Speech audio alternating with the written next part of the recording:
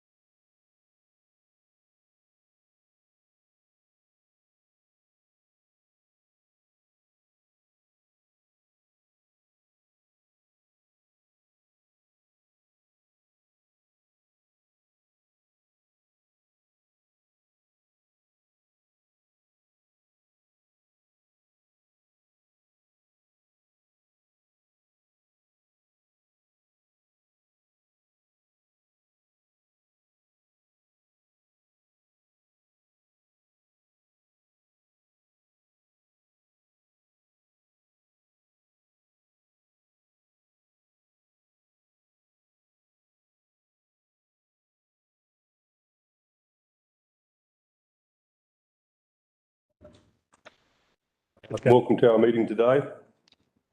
14th of December. Welcome all members of the public who are online. Welcome to our representatives who've come to represent their views. Before we go any further, I'd like to just to acknowledge and remember a Northland stalwart, Ken Lintle, who passed Tuesday last week. Most people are aware of Ken. Whatua is one of those districts that will forever be better for the work that Ken did and the ideas and direction he provided. Most notably, Ken's work involved Northland Transport and his recent drive to develop Te Tai Tokerau Water Trust. There is much more he is remembered for that will serve our district for many years. Being made a member of the New Zealand Order of Merit is a symbol of the difference he has made to our communities, our region and our country. Ken Lintle has left us in a better place. We remember Ken with fondness and great respect. We here today offer our condolences to Ken's family, and I ask for a minute's silence in memory of Ken. Thank you.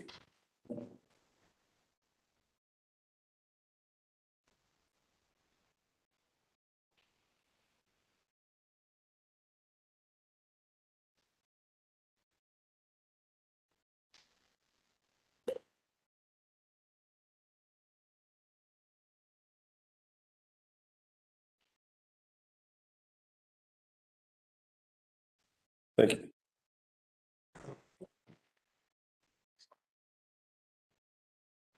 Next, we move to apologies. Councillor Howard has an apology for lateness and will join the meeting online after 10 a.m. Can I have a mover and a second to accept the apology for the lateness? That Ken Howard. Yeah. Thank you, Councillor Larson. Thank you, Councillor Collins.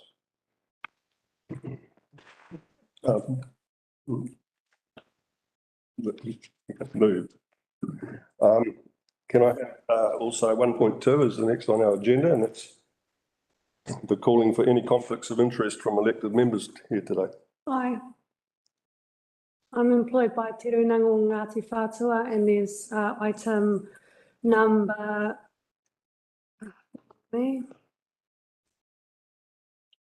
item number 4.4.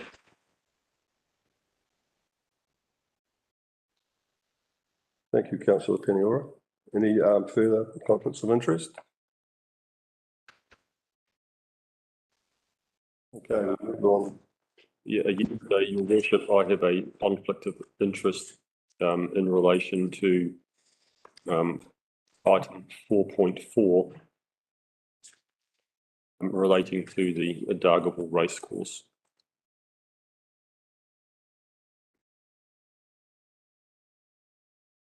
Councillor Larson. Any further conflicts to declare?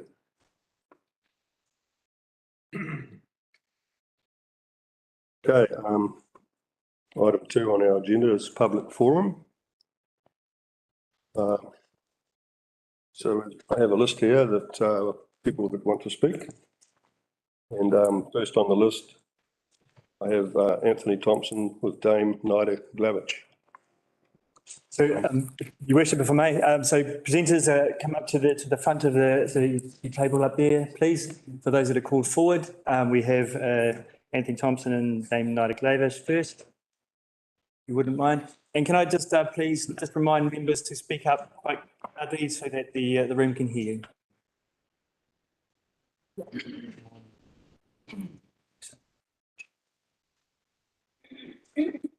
Chair. Go ahead. I'm not going to be better. Oh, would you like to see? That's okay. I'll just. Okay, okay.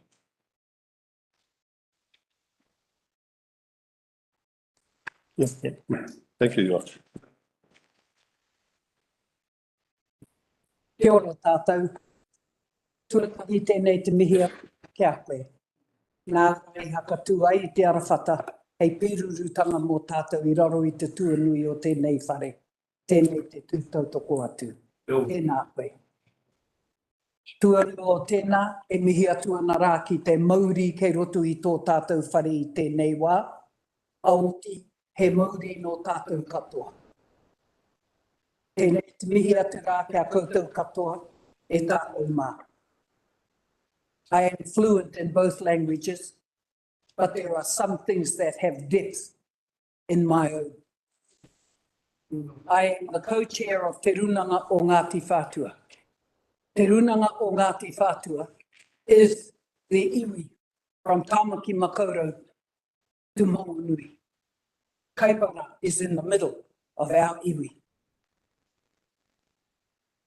There was an expectation, obviously unheeded, that there would be a consultation, there would be a meeting of the ways between Te Runanga o Ngāti Whatua and this council, as there was with Auckland Council, as there would be with any other council in our tribal area.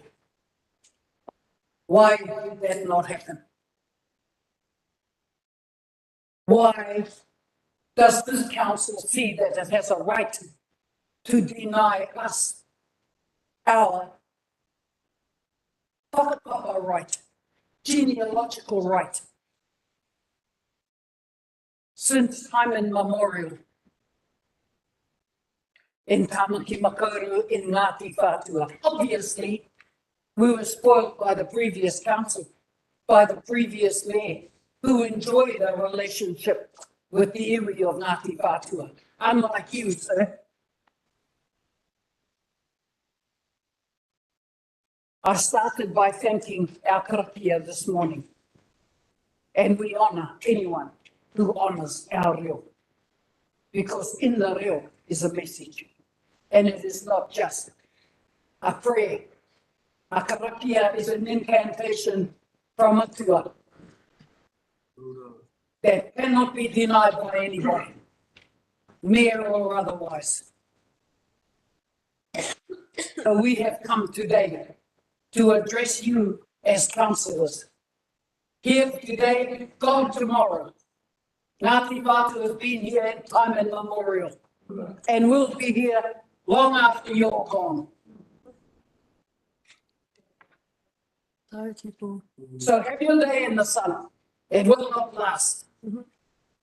Have your day in the sun to deny us our right. Because the doctrine of discovery is long over, long gone. And we will not tolerate ignorance, arrogance, or racism. We are here to represent the unborn Ngāti Whātua child. And it's our responsibility today, our responsibility to ensure that tomorrow our tamariki mokopuna are not facing what we have to face today. Based on ignorance, absolute nothing, ignorance. Tēnā tūwhai āhua, e kore i te moa popo. E kore. Tēnā āhuatanga he kai a te kuri ke tēnā āhuatanga. Me tō pene katoa e kai a te kuri.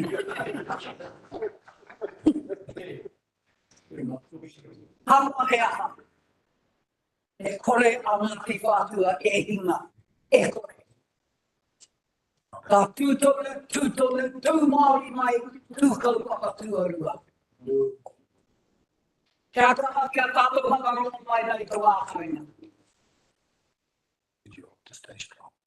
I would actually appreciate it if you explained to us why it is you thought you had the right to deny us our Karakia. Of course, you're not going to. Why would you? You have a title of mayor, which will only last 3 years, or maybe not that long. Mihi atu ana rā kia koe kotiro.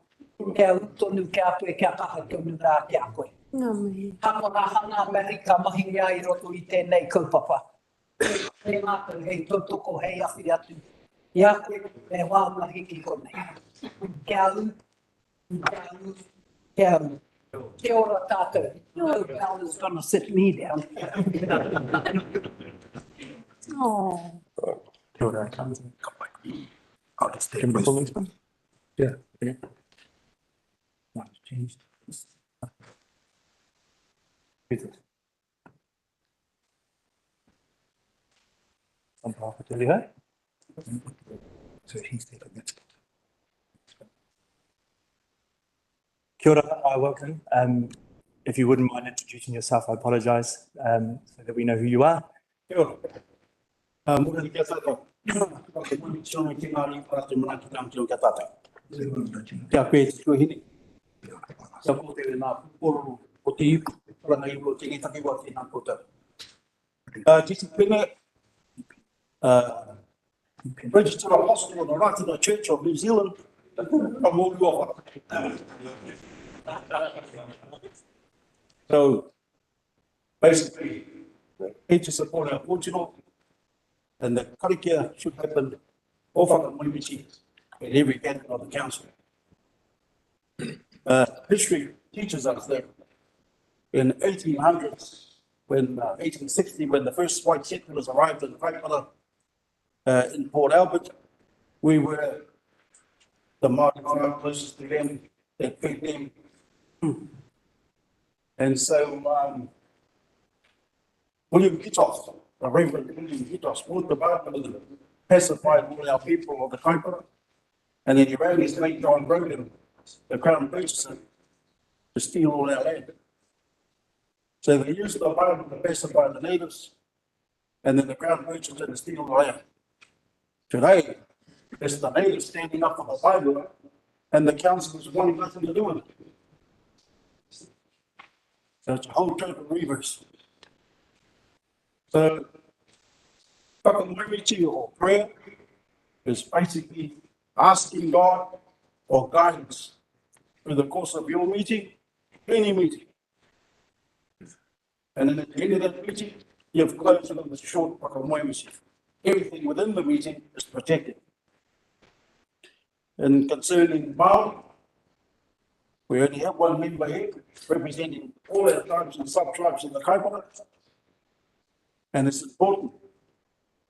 And she knows that to ask God for the rights is what matters. But ask God for the rights. He's the beginning and the end of everything. And so you ask him for the rights during the course of your meeting. He sends his love and honour and thoughts to the speakers, not only our member, but to all of you, that you might stand and speak wisely and proudly for the people you represent.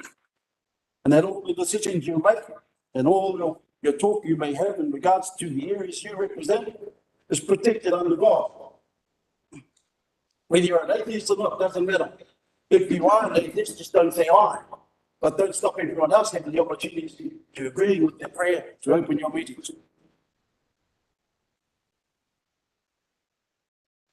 And that's it. She's the only representative on this council for us, all of the tribes and sub-tribes in the district that you have. So all tribes say, it's less than a minute and a half. And at the end, it's another minute and a half. 3 minutes of your meeting is offered to God for his support to guide you to make good decisions. In her case, good decisions for the Māori she represents. Fight against laws that will be against Māori and Māori landowners, and to help create good laws that will help Māori and Māori landowners within the council. And that's what KapaKingi or whakamoimiti is all about. Seeking the rights to say what you want to say with his protection. Kia koutou I ngā kaurihe, I roti o te mai papai, ko te rohe o kai. Kia ora tātou, tēnā koutou, kia pe te tūhi, tēnā koutou, nā kaumātou, tēnā tātou katoa. Ngā mihi nui. We'll just see if we can sort the echo out briefly. Thanks, Lana. Yeah. I'd like to welcome Reno skipper. Tēnā tātou, tēnei ka mihi atu, tātou, te iwi Māori kātou. E te roroa, e Ngāti wai, Ngāti whānui, paramai. Tautoko mai, tēnei kaupapa i ngā take o Kaipara, o Tāwhara. No te ka mihi atu kia koutou. A mihi ana ki te mea, ki ngā kauni rā tate hu mai ne. Ki ngā whānau whakalongo mai, tēnā rā tate katoa. My take, my reason for here is my name is Reno. I'm the chair of Huriwai Settlement Trust. The reason I've come today is actually my concern around our kaupapa for PouTu o te Rangi. Now, PouTu o te Rangi, the history behind it, it is Tutaki's part. Tutaki is the tupuna, is the father of Waihekiao. Waihekiao connects us through manu with Roroma, connects us with Orake, connects us with Ngāti Whatua, and that's all of us that are here today. And so all of our tautokoro hapu are here because of our connections that we have with each other. The concern was from last Matsui with the decision to disestablish the PouTu o te Rangi Committee. Concerns about the purpose of having two different committees with different councillors on each committee is only going to create chaos and disunity in terms of moving forward and working together. After speaking with the Hāri whānau, after speaking with our taumata, after speaking with our Māori whānau and our Māori reps on this committee, there's nothing but positive kōrero that has been shared and that has been given. They have a great working relationship that actually all of our relationships should be modelled on. This is the pinnacle of the tiriti working in practice, where our Pākehā whānau and our Māori whānau are working together. If we're going to disestablish this, then what it's going to do is it's going to put us in a situation that we can't make decisions on our own parside. That is all of Mount Wesley. So I want to share that no decision should be made, and I know a kōrero has shared that. We would encourage you guys to meet with us, Turiahau, the Hāri whānau, our taumata, before any kōrero is shared about this protocol. I just want to emphasise actually the MOU that we already have, that Turiahau have with the Kaipara Council. And see, these are some of the points that have been noted in this MOU. And 5.3b is to consider ways in which it may foster the development of Māori capacity to contribute to decision-making process of local authority. And 8.2, direct consultation, kanohi ki te kanohi. Face-to-face will occur when either of the parties is preparing policies or plans that may change and affect the other party. It also talks about, in the MOU that we have together,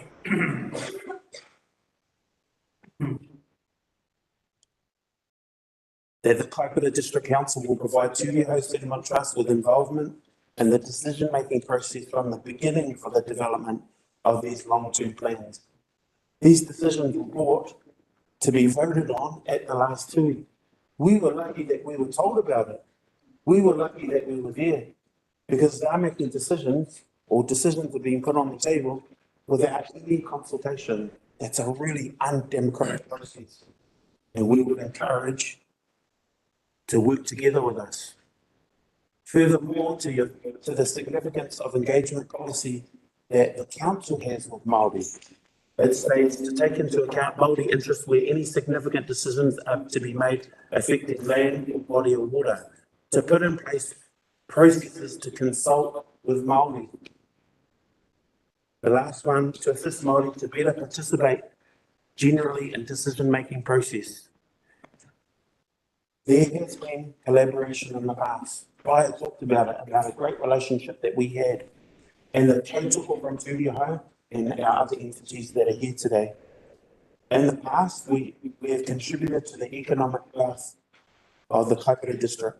For example, the Provincial Growth Fund, which has enabled different projects throughout the region. This establishment of the working partnership will break down many years of work. Many years of work. Unfortunately, these decisions have already started to divide us, and this will affect this relationship, funding and any support going forward for this region. As your partner, we feel we've been trampled on. We are here because we still believe the relationship is salvageable. Work with us, not against us. We're here to advise and to support what it looks like moving forward. And we encourage you to participate and have a relationship with us, not put us on the side. Tēnā tātou katoa. Ngā mihi Reno, if I can call forward Aperahama Edwards on behalf of Te Iwi o Ngāti Wai.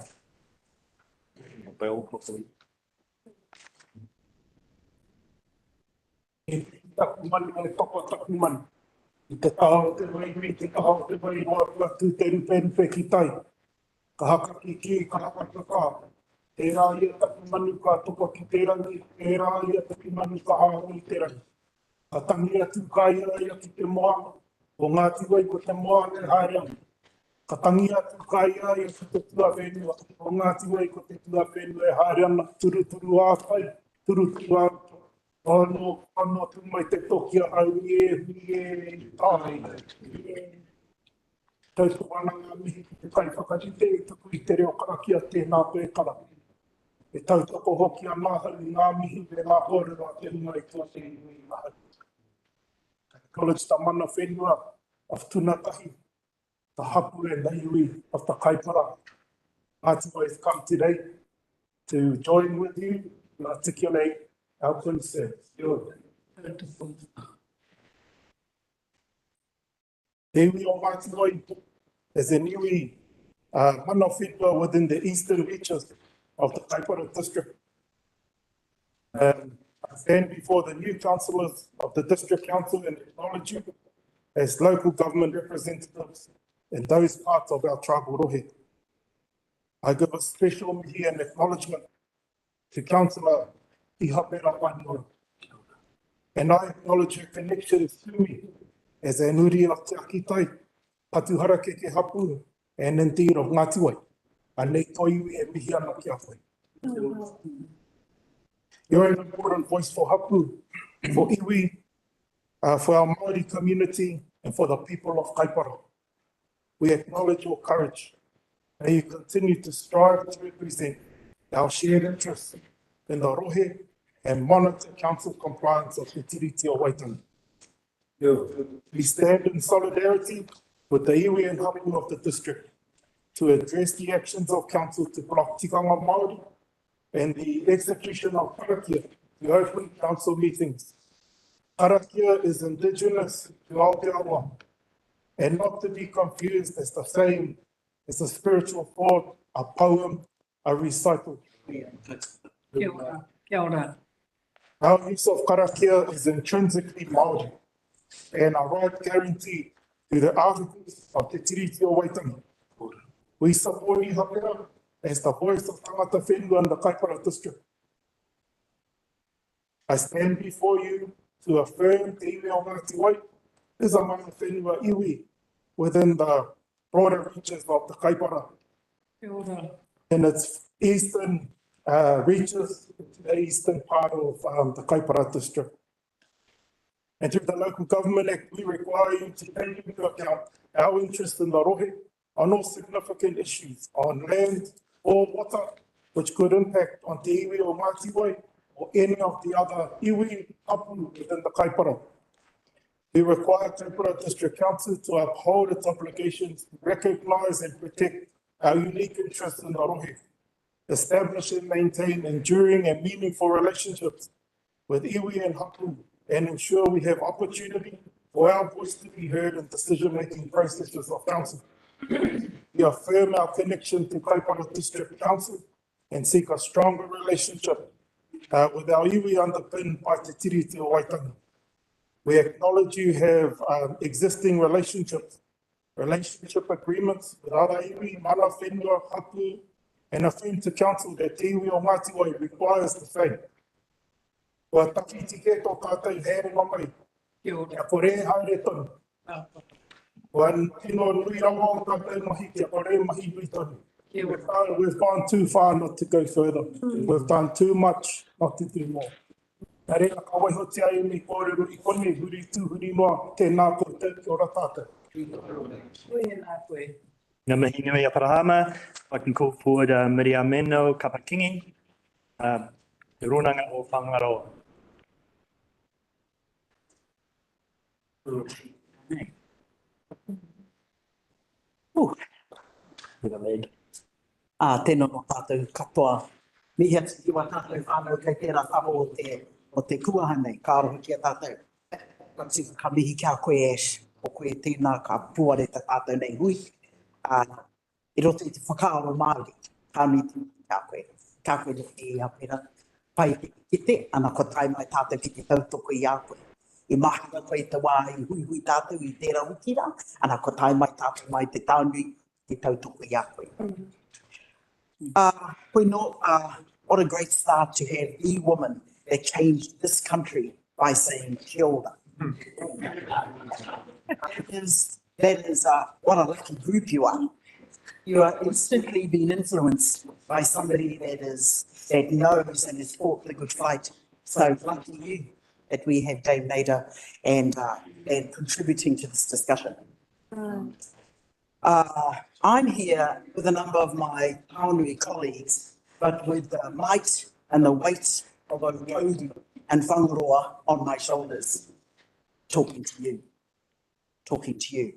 It was important that we came in number to come into your, what I would call your kitchen, to disrupt and to remind you that in 1835 and in 1840, we let you in. We let you in. We gave you a ticket. The behaviour's been pretty bad lately. So I want to put those thoughts down. Now I want to just address the rest of you, not necessarily the mayor so much, because he's one individual, but it is the rest of you that would sadly may sit in silence and not do the right thing by supporting and arguing and insisting to do the right thing. Karakia in itself is the mere beginning, but the source of it, we all know what it is. It is essentially, fundamentally racist.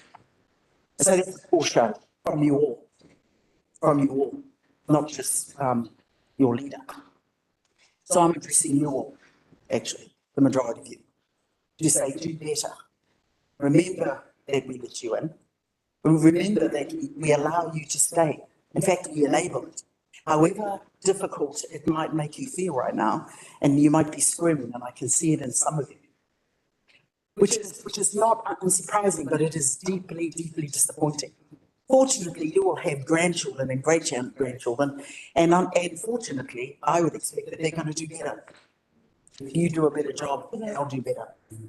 All right, so I want to speak this way again, just to remind you, I'm not addressing the mayor so much because he's already showed himself in the poorest way.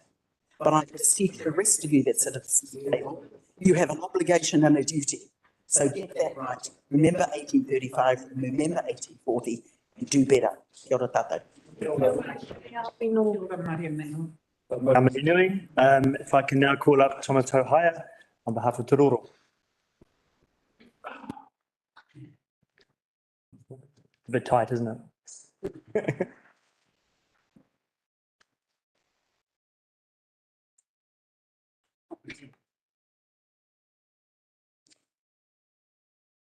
God of nations, at thy feet, in the bonds of love we meet. Hear our voices, we entreat. God, defend our free land. Ora. You know how long it took for Māori to get that into them? You know how hard our people fought to acknowledge our reo as being one of the languages here in Aotearoa. I stand before you because I'm the chair for Te Roroa Whatua Mana Whenua Trust Board. We are the other iwi that sits within your boundaries. Kia ora. From Araituru to Mangangi to Toka. We have been here for many years, many generations.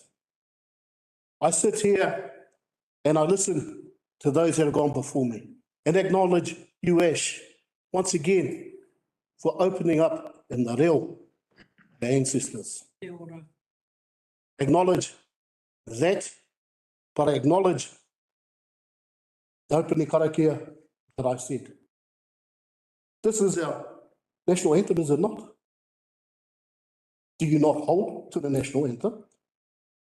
That you even dare to turn around and say, God is not wanted here in this building. God is not wanted here in this very meeting. Because we are secular. But God defend New Zealand. God defend New Zealand. Absolutely. Hear our voices. We entreat. God defend our free land. Seems to me it's free for some, but not free for others. I stand here before you, and I'll be honest, last night I was awful. I couldn't get to sleep. I was going to stand before my very peers, our iwi that have come across from Te Taitokerau right through to Tāmaki, that they have come here to opine, to hear, to call you, to ask you, to acknowledge what is in our very national anthem. Why the hell should we? That's something that you have upon you. As members of New Zealand, as members of the Kaipara District Council, God defend our free land. You know what I'm hearing this morning truly disturbs me. That the relationship that we had prior in relation to mana agreement with Te Roroa, in relation to our memorandum of understanding with Turi o Hope, with this very council, is in this very stage is upon each and every one of you as members of this council that you want to take that apart, that you want to split us apart, that we for years have fought to have our voice entreated within these very walls, that you now want to throw that out and diminish that. That the very fact that we didn't want our sister here to be sitting in a Māori board, because that was what was one of the platforms. That we want to deny co-governance or reduce the ability to have co-governance within our way. The very fact. So I hear the bell and I'm used to it because normally that means that's Karakia on our marae. I'm going to leave you with 35 words. If it looks like a duck, talks like a duck, quacks like a duck, then it must be a spade. Kia ora tātou. Mahinui Thomas, if I can call Harry Burkhardt up, I'm representing Ngāti Kuri.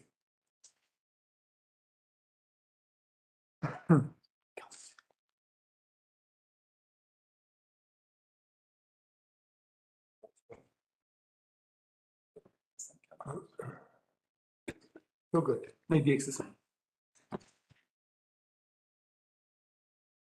Kia ora tātou. Just by introduction, I chair the Ngāti Kuri Trust Board.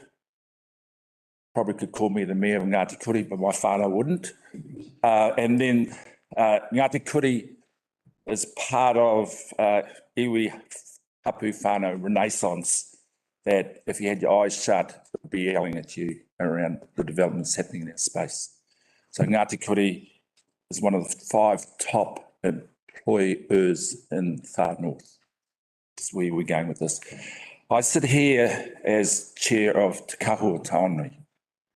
We're here, Te Kahua Taonui is a 12 iwi that sit in Taitokerau, and Taitokerau is my tamaki ki te rerenga wairua. Those are our traditional areas. From an iwi perspective, we understand what the obligations of that and what are the responsibilities that go with that. Each one of the chairs are elected. So we have an accountability process to work through. Yesterday in Parliament, Jacinda Ardern called David Seymour an arrogant prick. There's a question before that I think we need to focus on.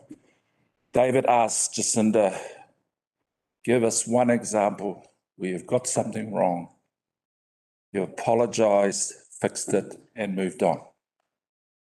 So thank you for the karanga for us to come here and talk to you about that process.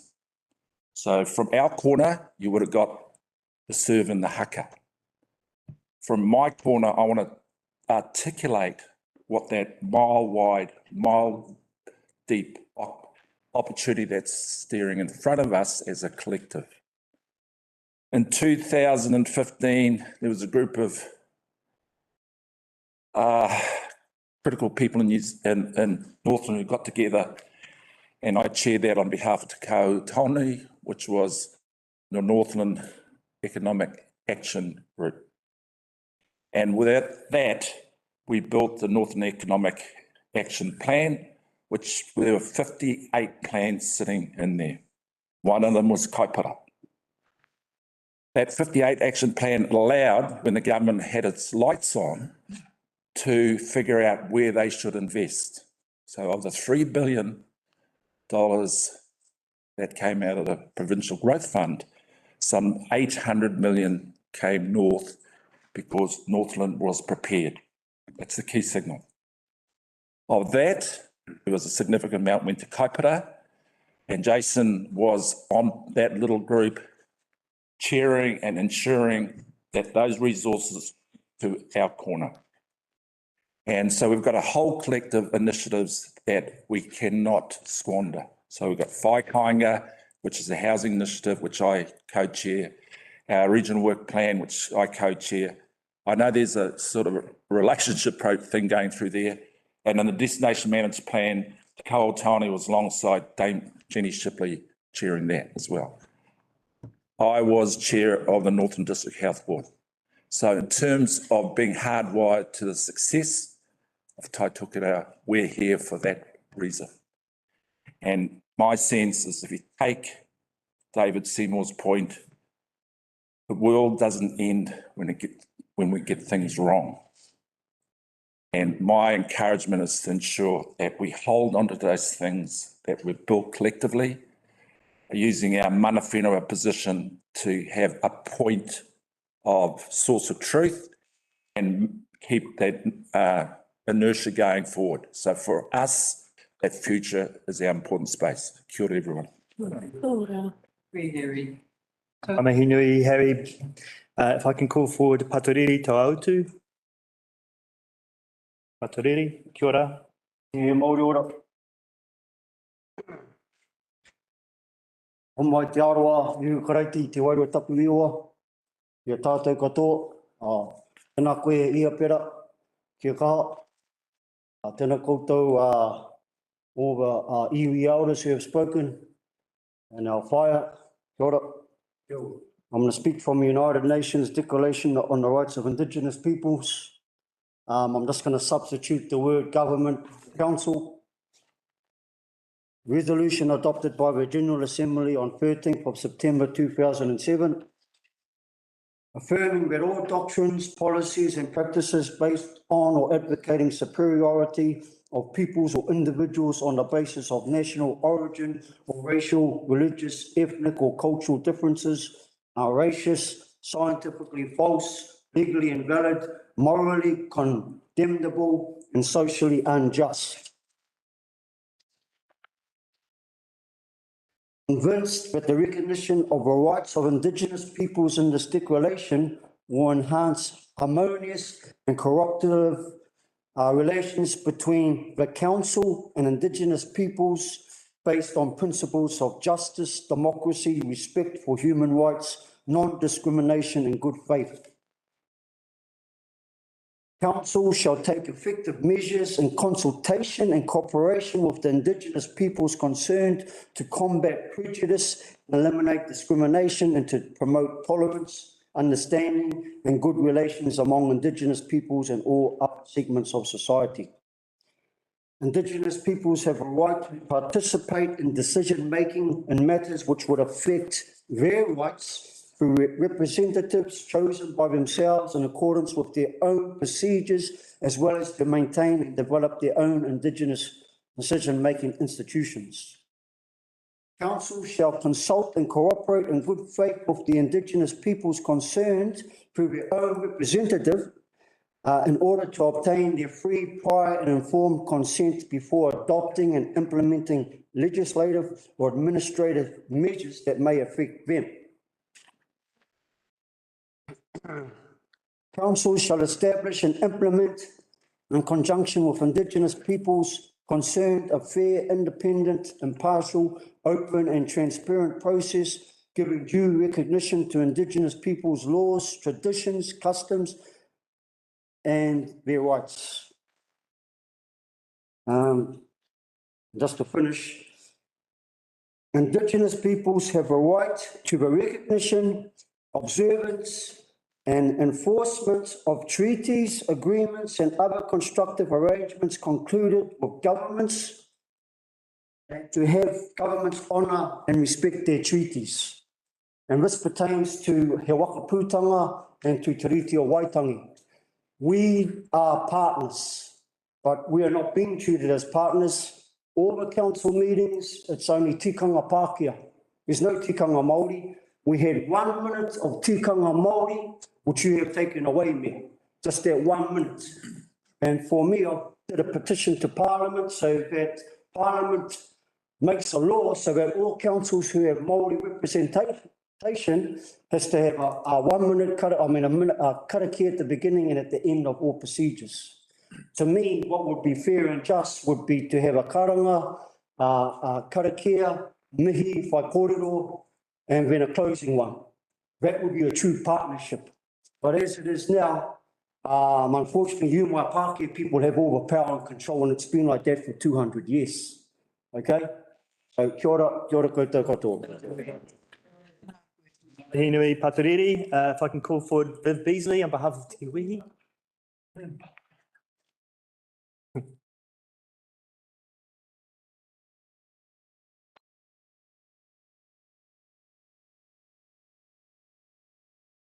Pera mai tātou katoa.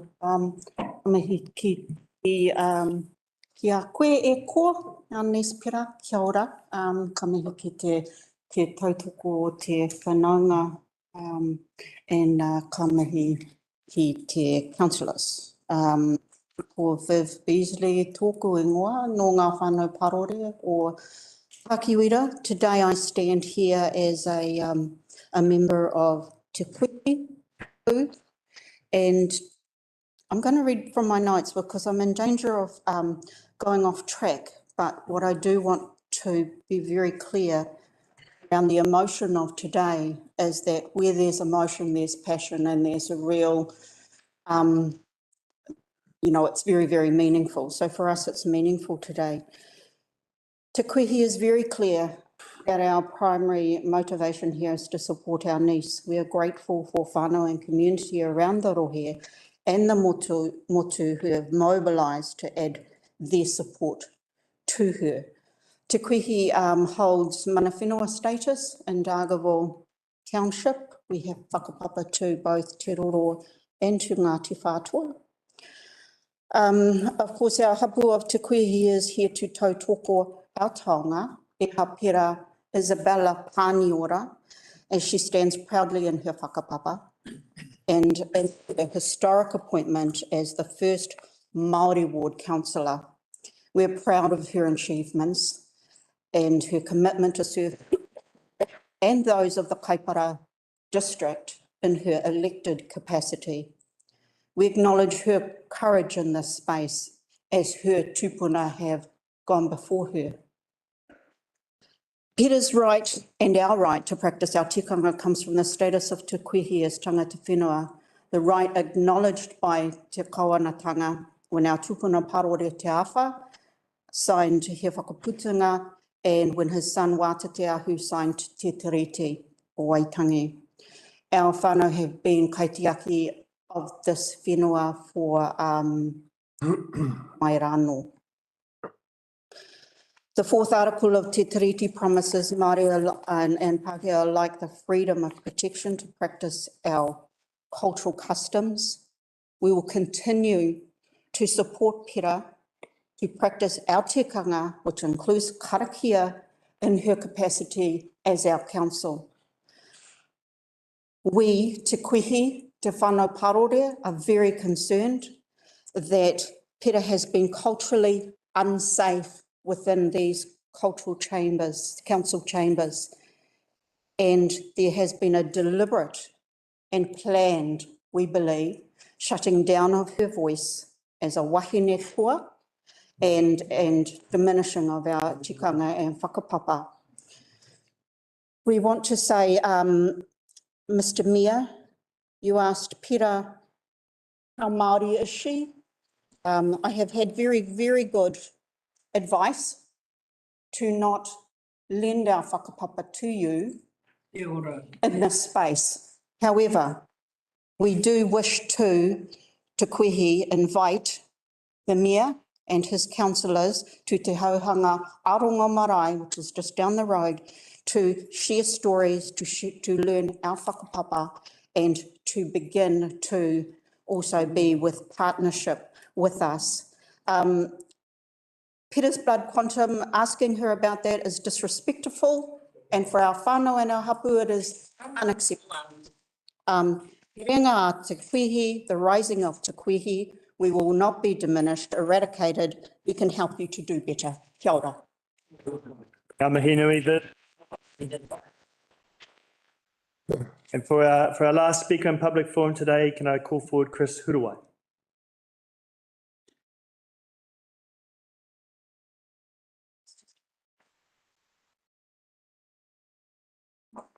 Kia ora tātou, nāku te tino honore ki te kōrero konei. Councillors, thank you for your attention, and Mr. Mayor Craig Jepson, thank you for your attention. I'm going to speak from the heart. I whakapapa to Ngāpuhi, Ngāti Porou and Te Atiawa. And Ngai tū Te Auru is my hapu out in Ottawa. I'm also here to speak on behalf of the petition that is currently asking for your resignation, Mr. Mayor. We're currently at 6,164 signatures the last time I checked. No. You've been talking about getting dozens of messages in terms of who are supporting you. Well, I think you saw out on the streets today, in terms of our petition, that there's a lot supporting your resignation. And if you want to switch that dialogue, you're going to have to start engaging with us, iwi Māori. Take the invitation to go to Te Marae and learn about our culture. Karakia is, you're talking about secularism and democracy, inclusivity. But what I'm seeing being smuggled in through that kōrero is it's racism. It's racism. I wish I could say all of this i te reo Māori in my own language, but I can't because of the colonial erasure that's been happening for 200 years. I mean, look on this wall here. We're our rangatira. This is a colonial system set up to serve those who want to continue that colonial erasure. I wish I could kōrero Māori. The reason why I don't, my grandparents, for speaking Māori, they were beaten in school for speaking their language. Then they had to create tikanga just so that we could survive. I have to go to wānanga. I have to pay money. I have to work really hard just to learn about who I am. I started engaging in Te Ao Māori maybe about 7 years or so ago. I started practicing karakia, some of our practices, our cultural practices, and to be honest, it really completed me, learning about who I am. I've worked in kaikohe with our rangatahi for around 7 years for the organisation Te Hauoro Ngāpuhi. I was sent into schools to do physical education and activities with our rangatahi. A lot of them really do not know who they are, where they come from. And what they're missing is that cultural understanding of who they are, that awareness of their roots. When you know where you come from and who you are, and you're grounded in yourself, you can move forward into this world with confidence.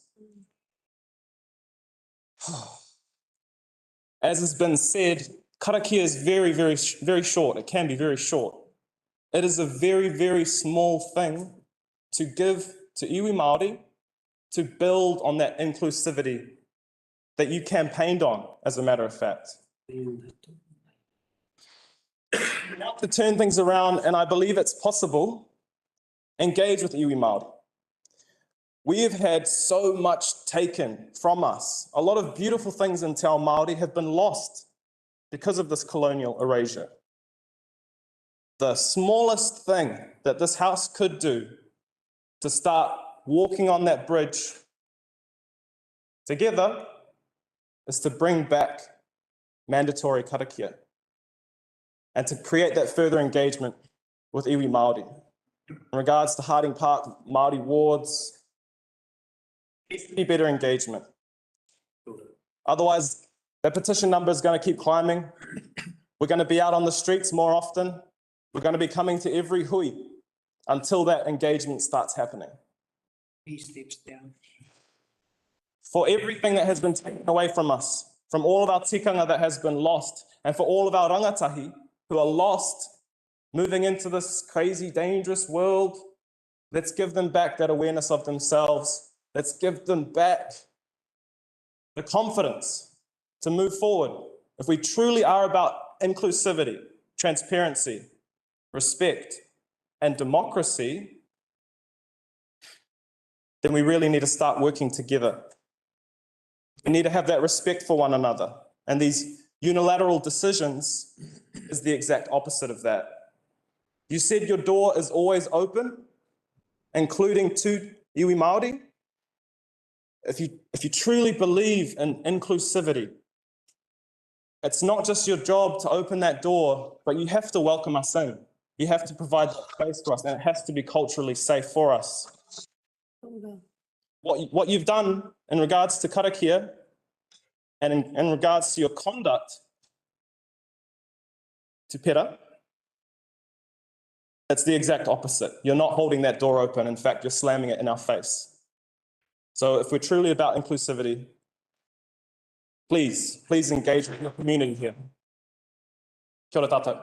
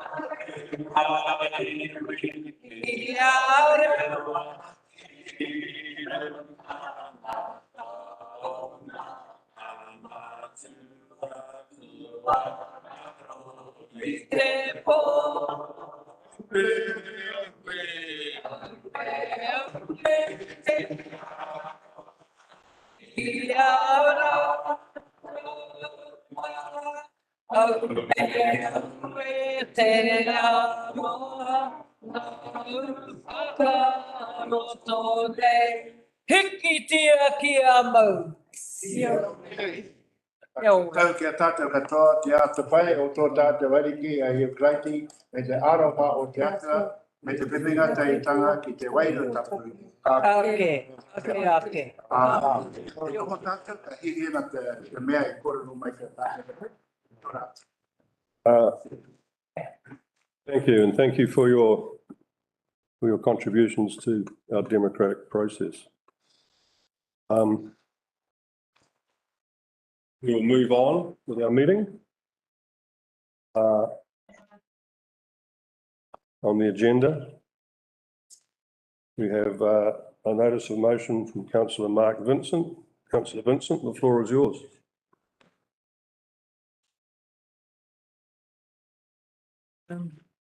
Thank you, Mr. Mayor. Keep it reasonably brief. I have written down what I want to say, but I would like to start from the standpoint of that I would like you, our mayor, to be the best mayor we've ever had, and I want to contribute to that. Continue your meeting, we don't need your permission. Thank you. Mr Mayor, you might well wonder why it is that I'm pursuing this notice of motion, given that an agreement of sorts has been reached, which allows a form of written reflection to take place before the commencement of our formal council meeting. That agreement should still stand even if my motion is unsuccessful. The current compromise stands at the threshold of our meetings. I would like to see it installed inside the door and accepted as part of our meetings.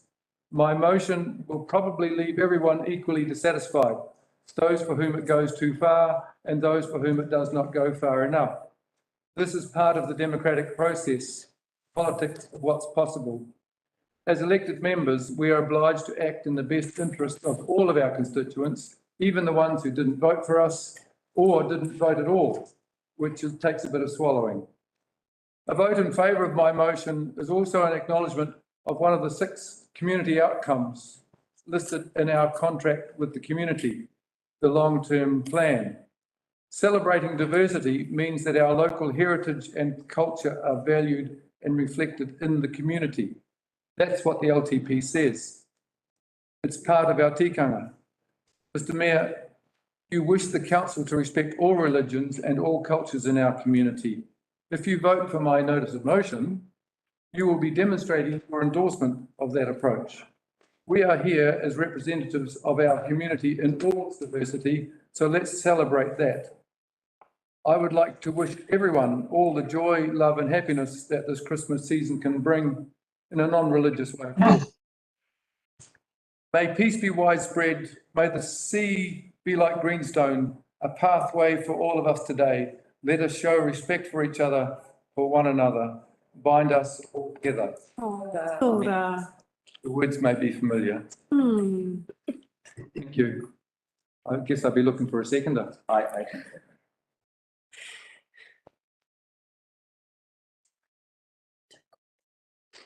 Okay.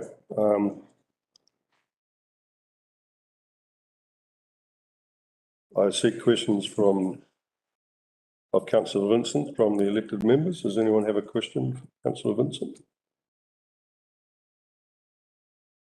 I have a question. And this is a pretty, sorry, through the chair.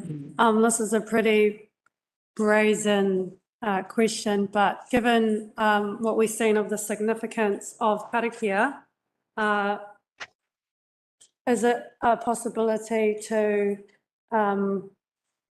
amend the motion to start and close with the Karakia? No, unfortunately it is not. But I could respond to that further. I see that from the initial transaction which took place to us reaching an informal agreement outside the council meeting, to this is another step along the way. And as I go back to my comments earlier, I think there are those potentially for whom this goes too far, and others obviously for whom it doesn't go far enough. But I don't see it as the end game. It's just the next step, perhaps on the road to where we were in the previous council. But that isn't even the end game. But I think it's an achievable step that would progress. So I would encourage you to support this motion, but not as the final solution, but as a positive step. I'll put it that way. Thank you. Thank you. Any further questions?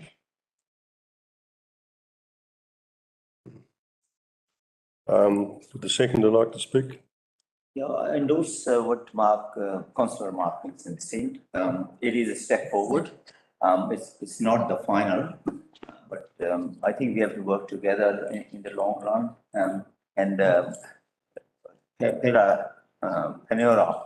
As we mentioned to you, I think this is a step forward.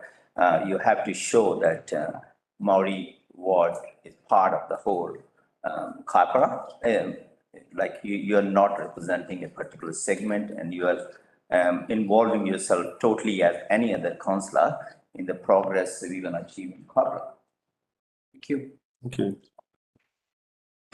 Other elected members wish to speak? Okay, Mr Vincent, right a reply. Oh, I'm sorry, Councillor Wilson-Gomes. Thank you, Mr Mayor. Yeah. Where to start? I'd like to acknowledge all those people that came this morning who spoke to us. And I'd also like to acknowledge all of you around the table for the discussion that we had last week and this place where we had landed for now. I appreciate the words that you've spoken, Councillor Vincent. I was going to offer those words myself. The English translation of the Karakia that we used after in council, which is what you spoke this morning, I believe. I spoke in morning. You spoke in today. I haven't been silent on my personal opinion of Karakia and the tool and the usefulness that I feel it holds. And I appreciate Councillor Paniorda's question to Councillor Vincent that perhaps it isn't far enough, the compromise that we have reached.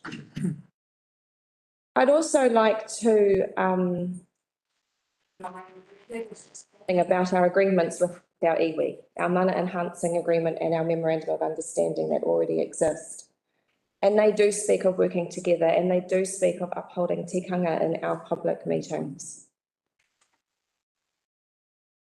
The memorandum of understanding with Te Uri o Hau was originally agreed to be entered into on the 13th of 2001. It wasn't signed until about 2019.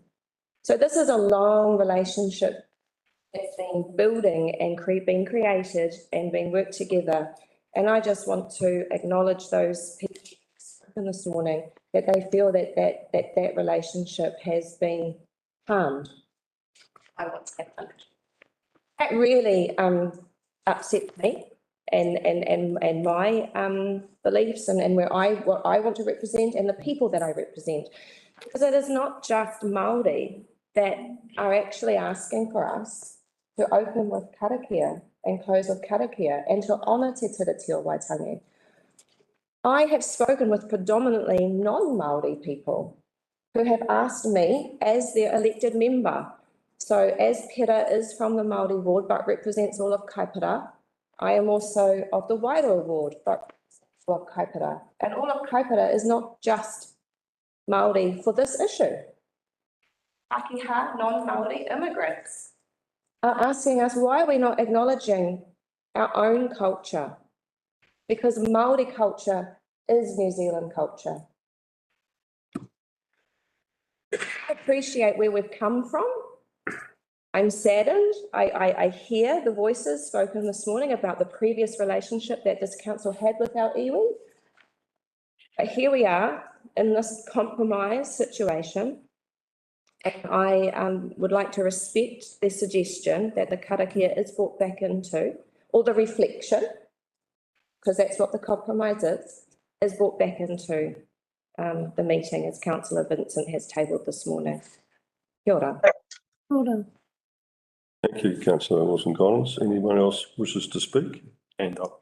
Councillor Manderson. Yeah, through you, I don't think we should be making a decision on such a thing to date. Because obviously a major party or several parties are going to be seriously demotivated by this.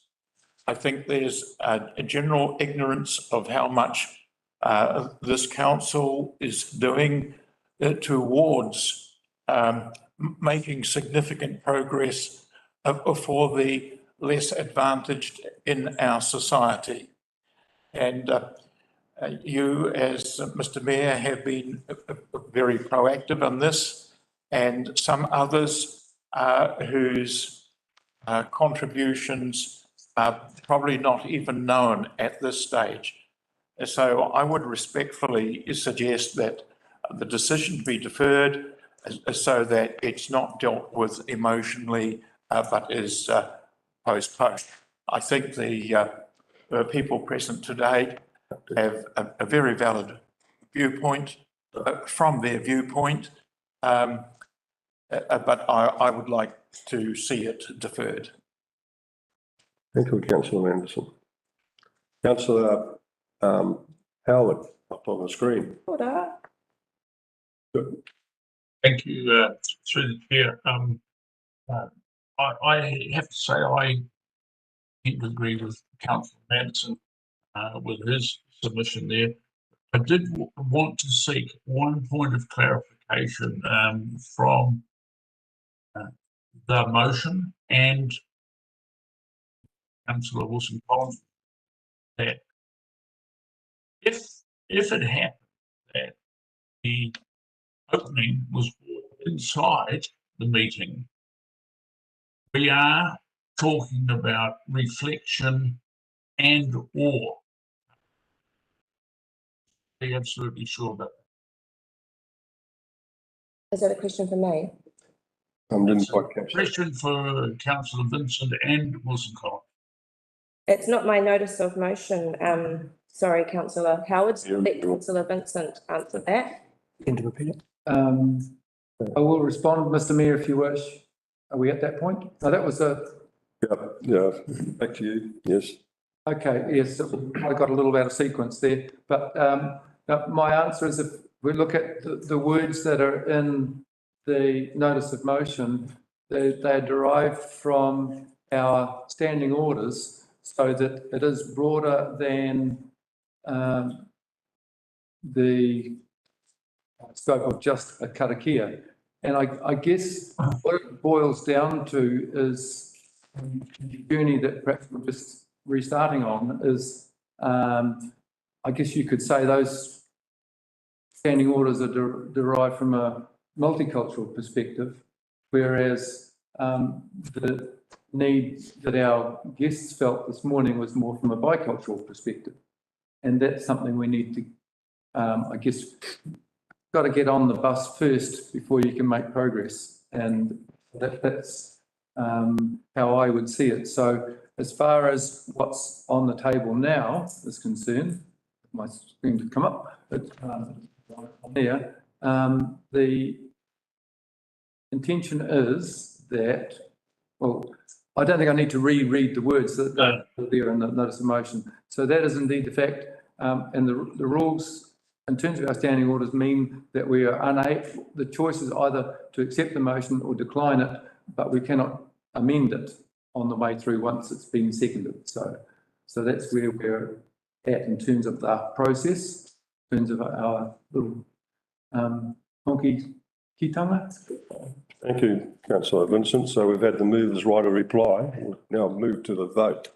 No, I was answering a question. You're answering a question? Yeah. Okay. I do have a brief comment to add, and it looks like there might be someone else wanting to have a final statement.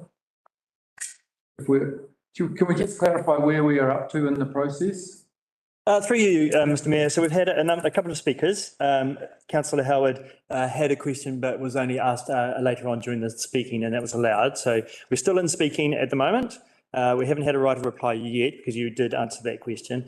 If the Mayor wishes, then there are others present to speak. Councillor Larson. Just a point of clarification. Have the mover and seconder both spoken to the motion?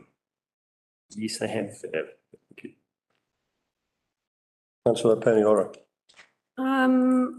Through the chair, I tend to agree with Councillor Anderson and I think Howard, and that may perhaps we do defer the decision. A bit of a point of order. The notice of motion is reflective of the standing order, so there's no hard and fast rule around having to make the decision today, given that the standing orders are quite closely aligned to the notice of motion, and that they do give the ability to have opening statements and karakia and other openings and closings of that nature. Thank you, Councillor Pene. Through you, Mr. Mayor, if I could. Sorry, a point of order is something that you query the chair on, so it's not a point of order. I just want to clarify that. And you've spoken to the motion, just to be clear. Yeah. Okay.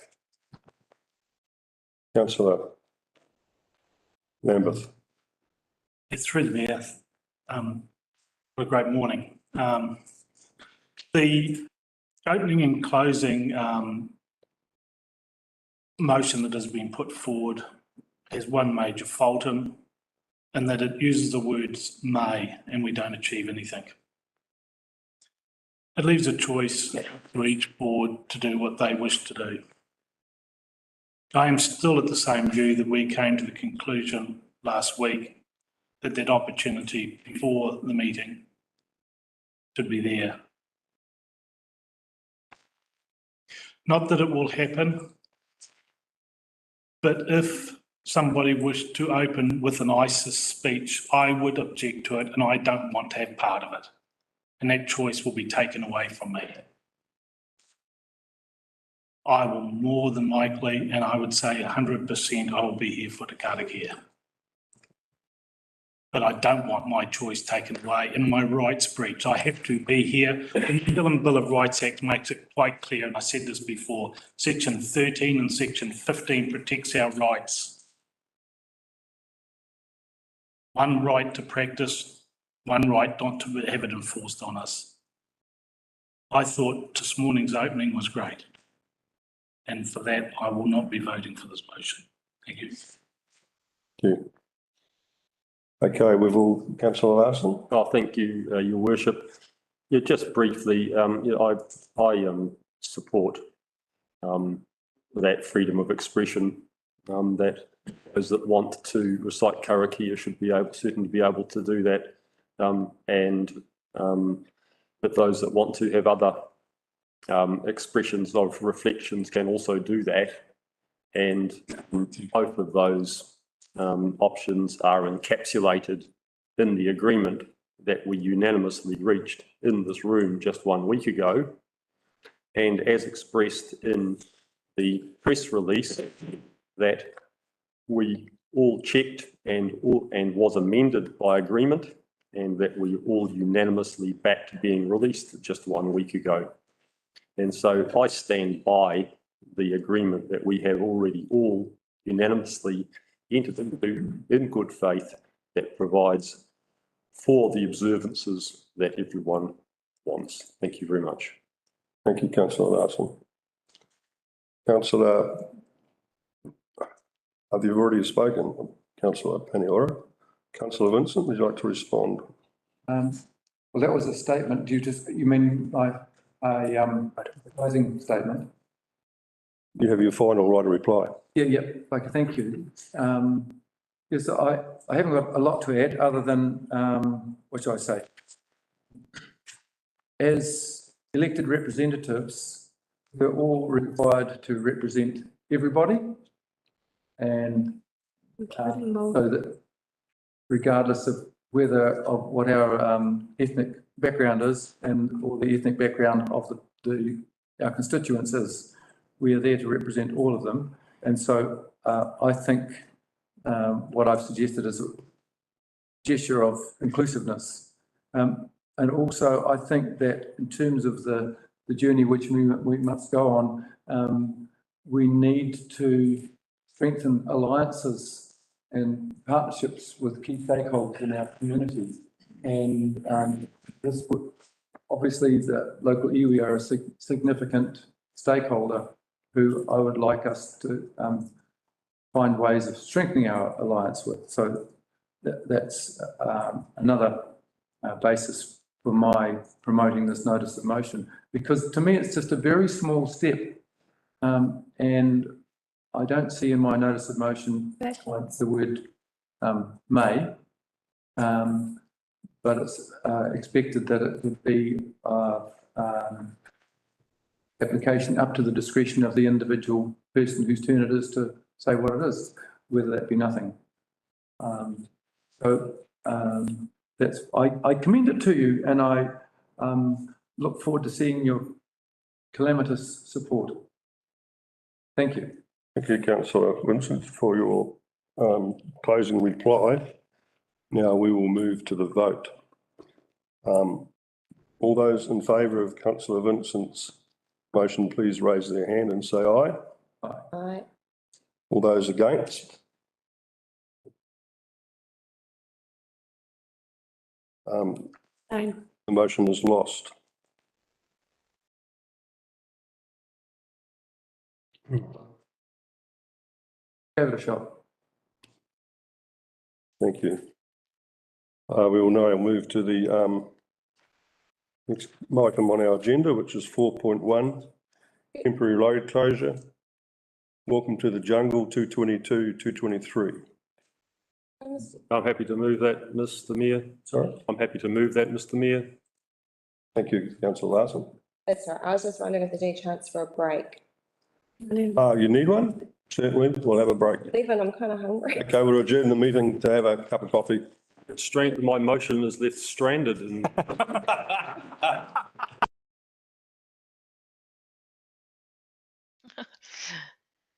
Oh dear.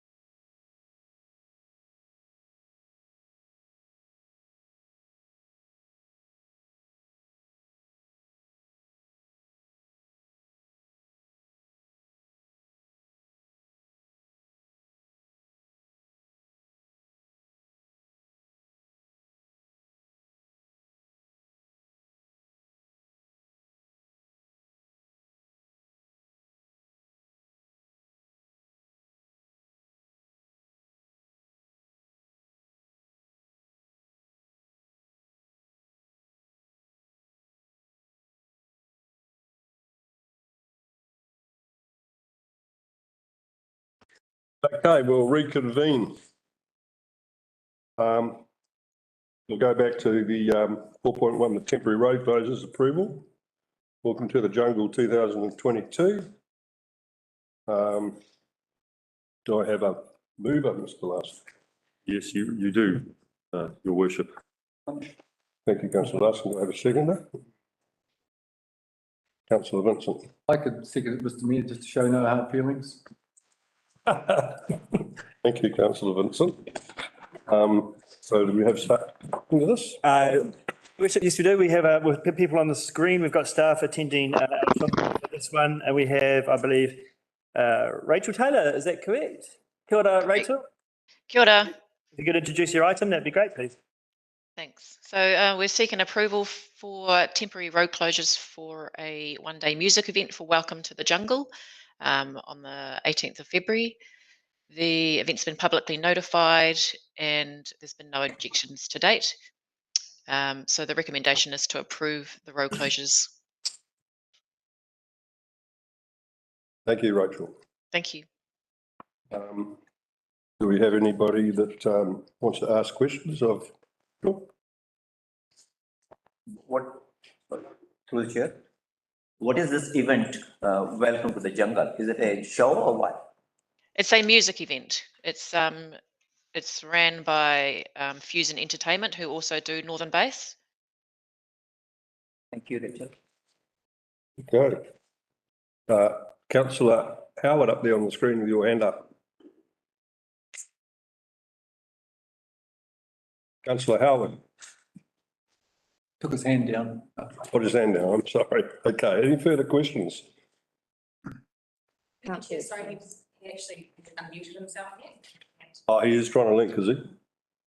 I'm here. Oh, okay, thank you. Can you ask your question? Thank you. Thank you, Mr. Chair. Yes, I ask one simple question. I read that and hear in what you've said, Rachel, that it was circulated, I guess is the right word, that there was an event on. It's not the only event that's held in this area. Is that the most efficient way of seeking response and input from the community and the residents in that area? I just wonder what, other than that public announcement, whether there was any other form of engagement with the residents. Sorry, could you just repeat that last bit? Just wondering whether there was any other form of engagement with residents to seek their views on, their agreement for such events to go ahead. I know that you'd publicly circulated.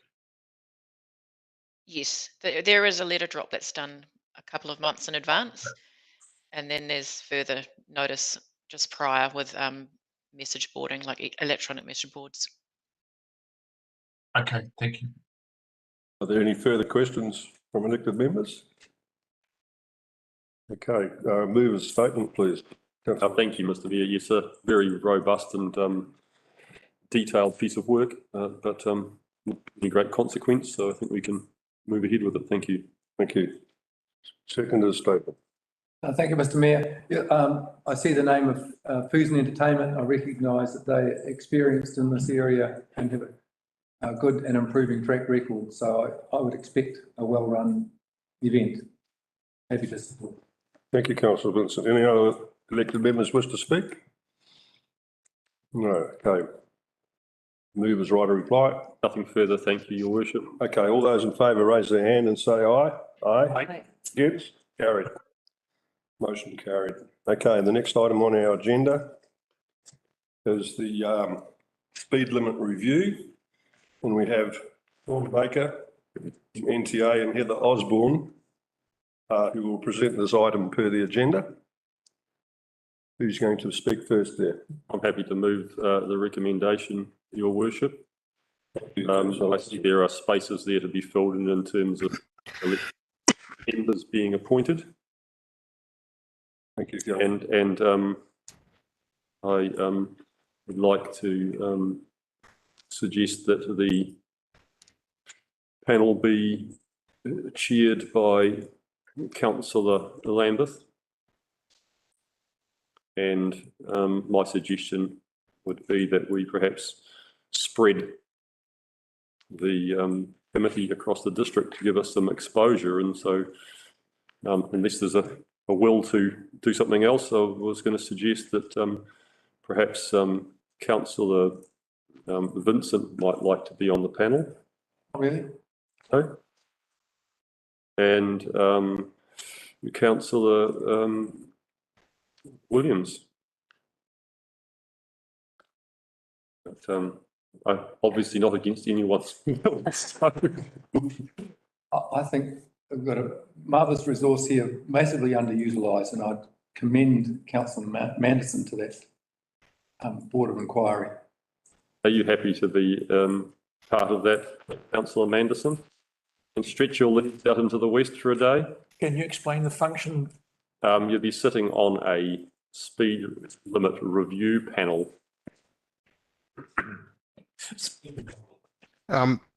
Through the chair, can I just perhaps just provide a brief background, particularly for those new councillors? Yeah, the speed limit review panel is primarily there initially to receive all submissions that for on behalf of council and to hear any submitters that wishes to be heard in support of their submissions. Thank you. For the recommendations, which agrees to a speed limit review panel to receive and hear submissions on the Pouto Peninsula, and it wishes to elect members' names, chairperson and elected member names. So that was what Councillor Larson was trying to... Yes, so I have moved the recommendation with the names inserted into it.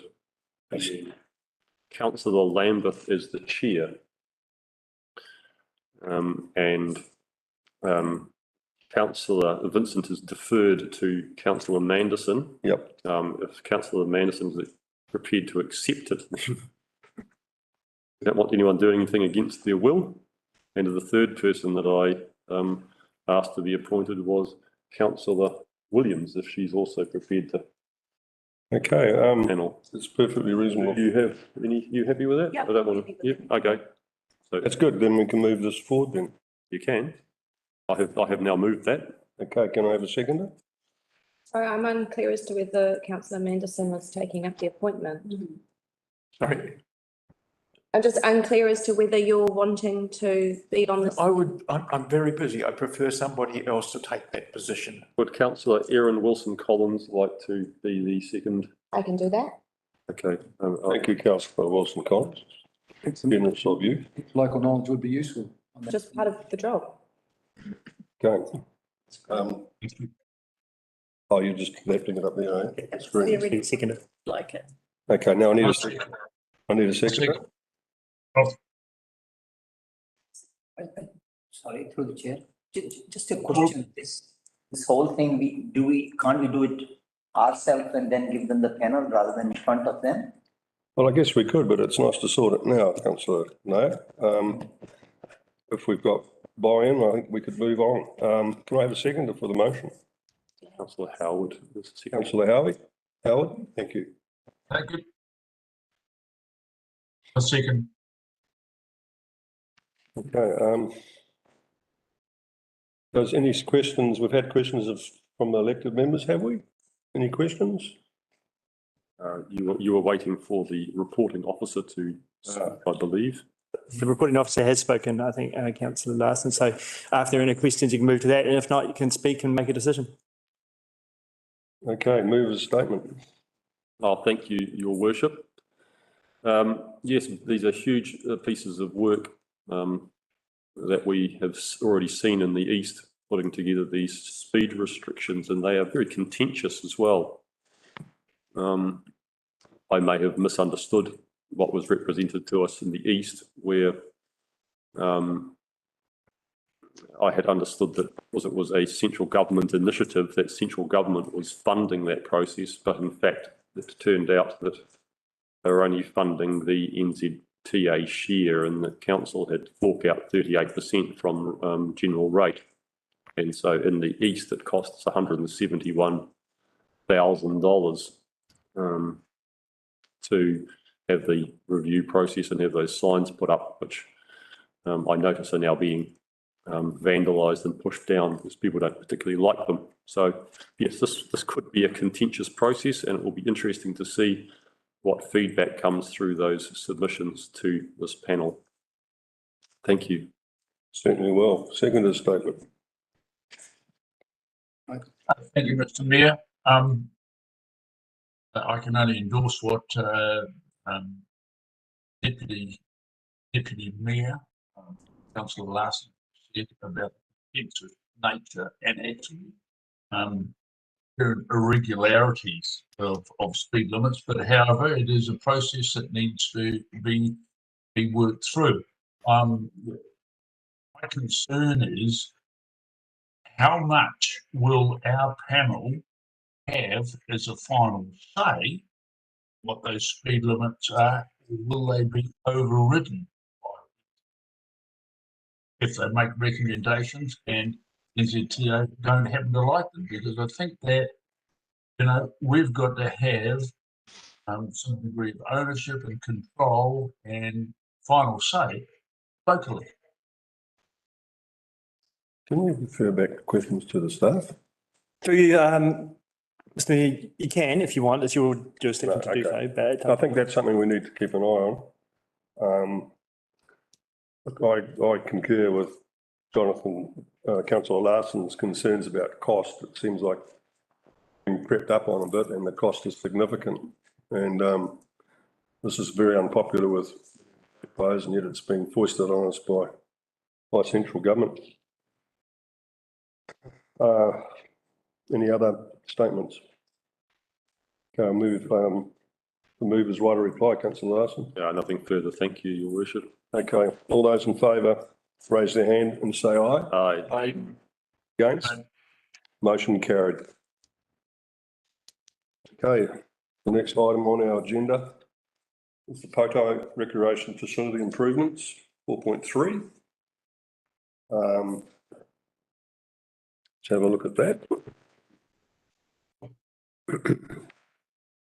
Do we have a mover for the recommendation? Thank you, Councillor Wilson-Collins. Can we have a seconder, please? Thank you, Councillor Naida. We have staff to speak to this? through you, Mr. Mayor, yes, we do. We have Andy Brown, who's online. Andy Brown, if you're there, could you please introduce the item?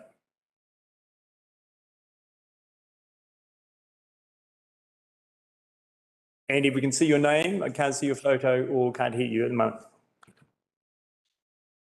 Probably having a cup of tea. Oh, no, sorry, just having some technical difficulties. Good morning, everyone. I would turn my video on, but I'll lose internet connection if I do because it's raining in Whangarei Heads this morning and I don't have great connection out here. I am the Transport Asset Manager, Roading Asset Manager within the Northland Transportation Alliance, and just here this morning to discuss the paper that we put forward seeking further budgets for the Pouto recreation facility improvements that we're proposing at Pouto Point to tie in with the wharf that's currently being constructed down there. We are seeking an additional $228,347 to be provided from district-wide reserves contributions to fund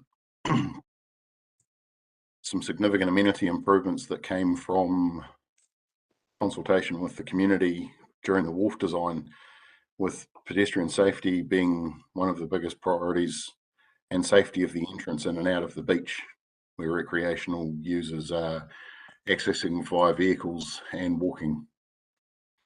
The proposed budget increases doesn't have an impact on ratepayers, as this is coming from Council's Reserve Contribution Fund, and from which the project meets 4 of the 5 eligibility criteria to access this fund. So today, I'm seeking approval from Council so we can progress this work in March next year. Thank you, Andy. Any questions from elected members? Councillor Vincent. Yeah, I had several questions which I did circulate in advance. So I would like to know if the possibility of having involvement of volunteers in the works in site development might have been considered, so that there was one, the possibility of saving some costs, and two, the potential for greater commitment of locals to the project if they felt that they had been more part of it. So that was my first question in relation to it. The rest of my questions are, there was what might have been a typo, I don't know whether it's to complete the project in March 2024 on page 52 of the agenda. That sounds a little bit out of whack. I thought it might be March next year. And then finally, concerning the application of the reserves contributions policy, there's an amount of $1.6 million quoted in the report, and I want to know, is that the size of the pot of reserves contributions, or is that the size of the 10% that is available in of the total amount? So them's my questions. There's two questions there. Like three. Right, the first one, Andy, or do we have a staff chime in with that one? Anyway, sure.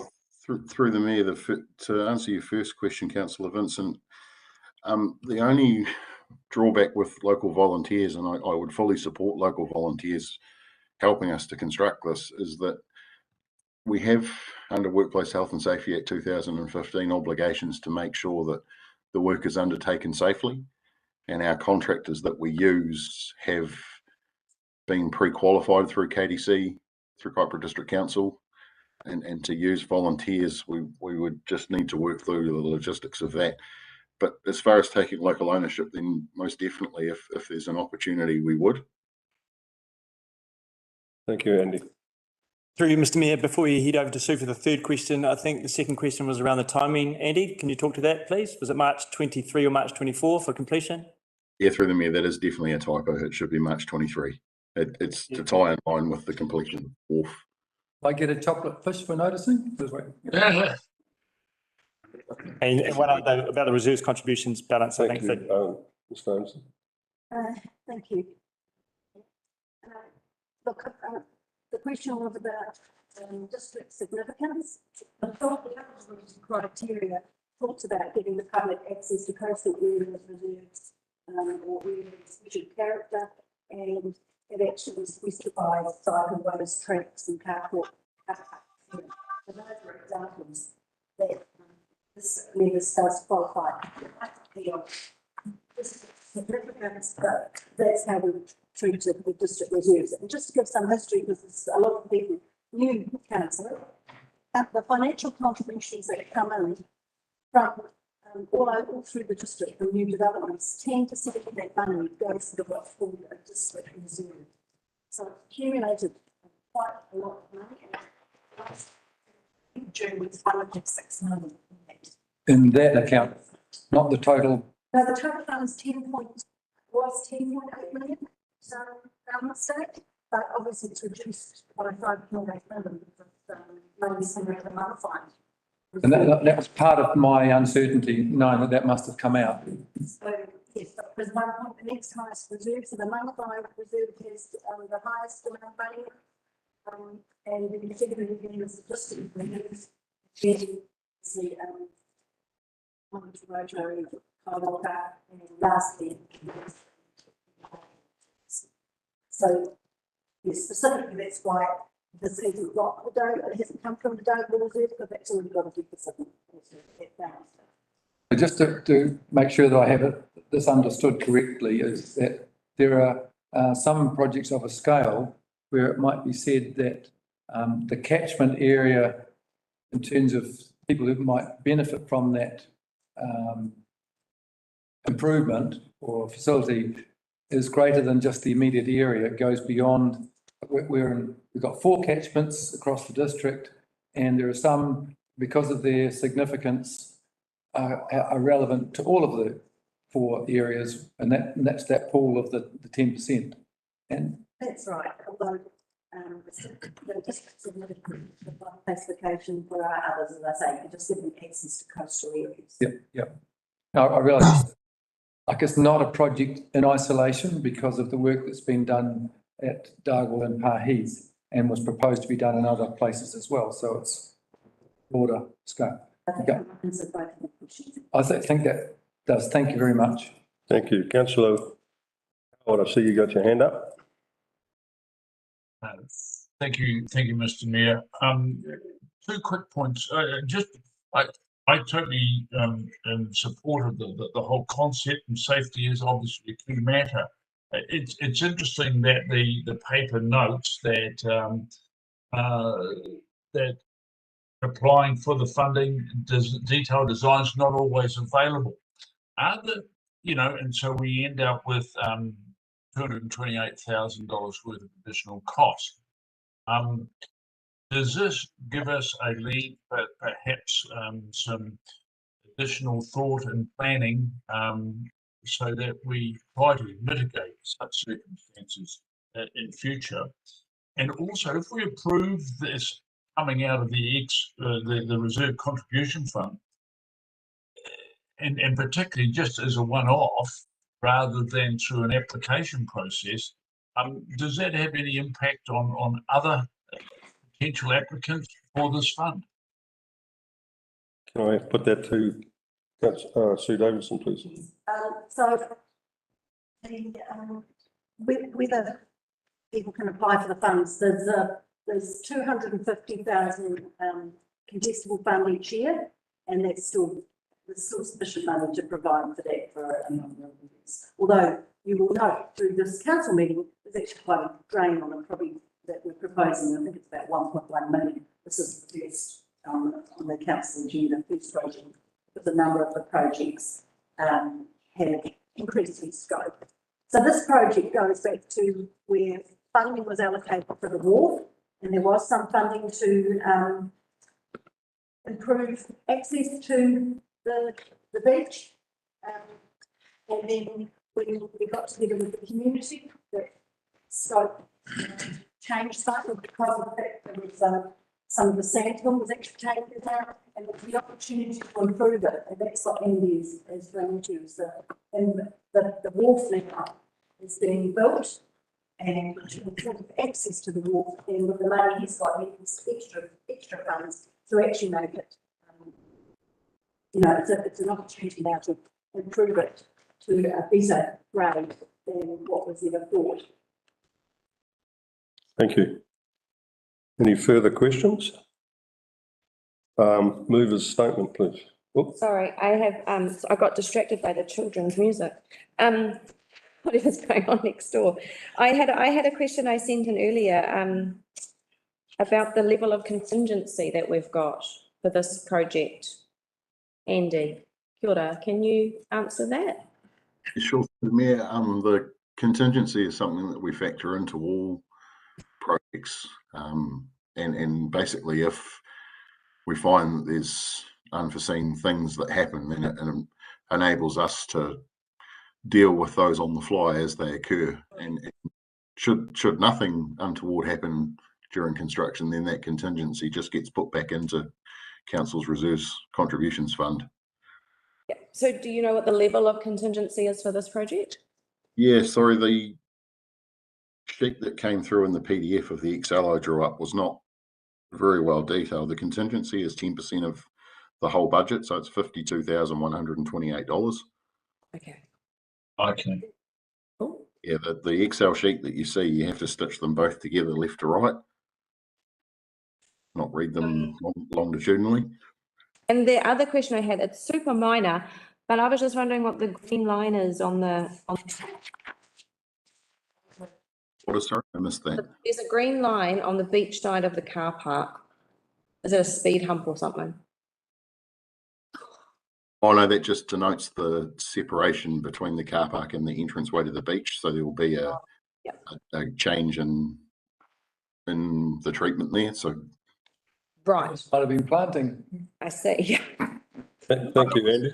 Got it, Andy. Any further questions? Councillor Naida.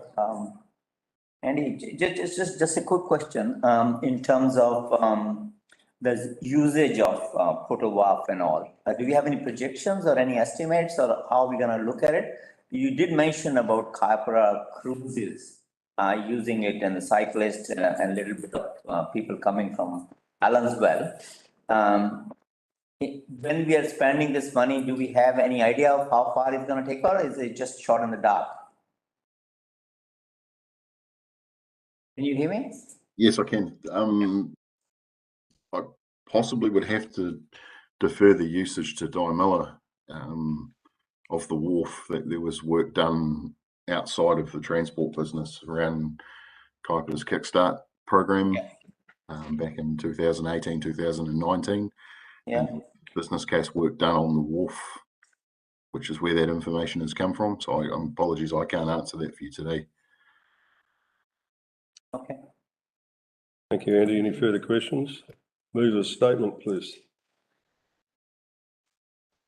It's Councillor Collins. Oh, kia ora. I am totally awake, I promise. Look, I'm really excited to support this extra funding for the Pouto recreational facility improvement. I've seen this project of the Pouto Wharf sort of come and go and ebb and flow and be on time and not be on time, and possibly not be going ahead at all through the previous term of council.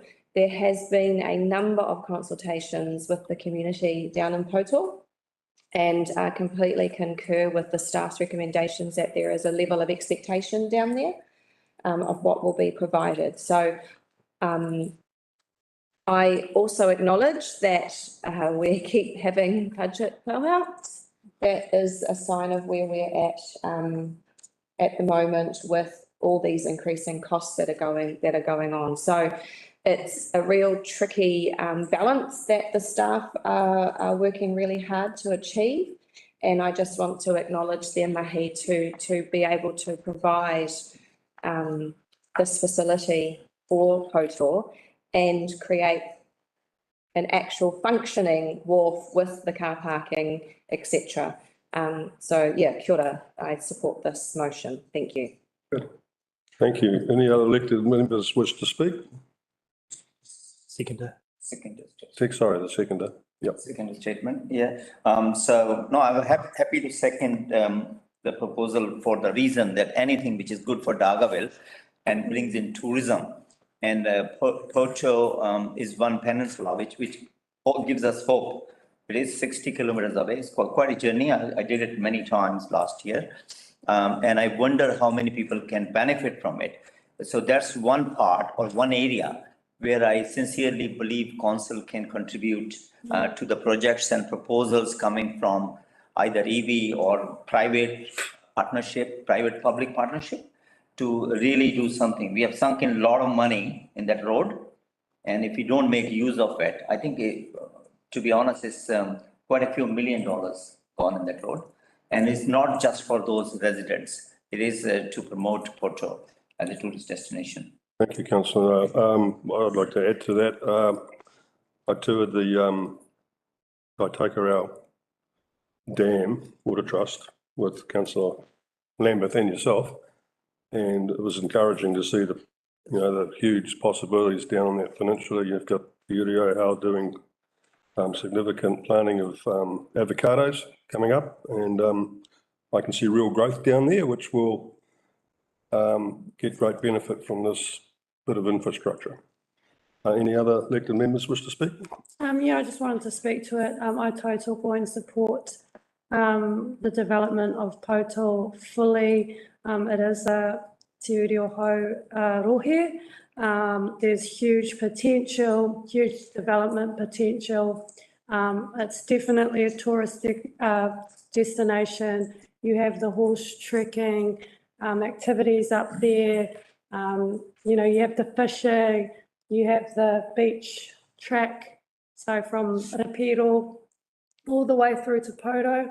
And there's, huge potential. So the more we can do in this space now, the better. In 10 years' time, we'll probably have another tourist destination to visit for our tourist revenue to the district. Thank you. Any other elected members wish to speak? Okay, the mover's right to reply. Yes. Oh, sorry, Mr. Councillor Howard up there. Thank you, Mr. Mayor. Yes, one quick question. As I said earlier, I support this. I think, you know, it all goes together well, and that's fine. So you know, to take that to an accountability level, I guess, is that we talk about the tourism potential down there in Pouto. Monitors do we have, or what measurements do we have on being able to affirm growth in tourism numbers, etc., down that peninsula? And you know, I think that it's great to talk about tourism and potential growth. How do we measure it? Thank you, Councillor Howard. We've had 3 or 4 people speak in support of the motion. Does anyone want to speak against it? So I'll move straight to the mover's right of reply. Nothing to add, thank you. To add there. Okay, let's put this to the vote. All those in favour, raise your hand and say aye. Aye. Aye. Against? Aye. Motion carried. Okay, the next item on our agenda is 4.1. Sorry, 4.4. That wrong, which is the appointment of commissioners for the hearing on the private plan change 81 Dargaville Racecourse, and the staff that will be speaking to this is Michael Day and Paul Vanders, who will present. Thank you.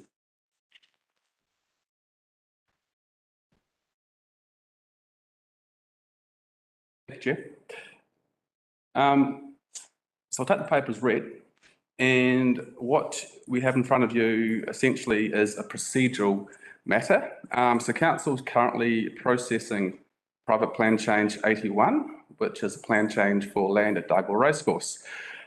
We've had submissions and further submissions, and the next step in the process is to appoint a hearings panel and then to hold a hearing in the new year. But to do that, we need to do what we're doing today, which is the recommendations, which you should see up on the screen.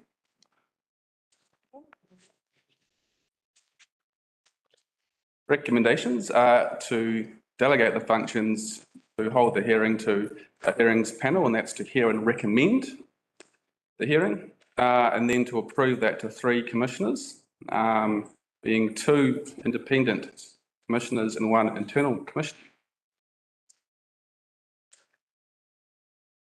So the recommendations get on the screen.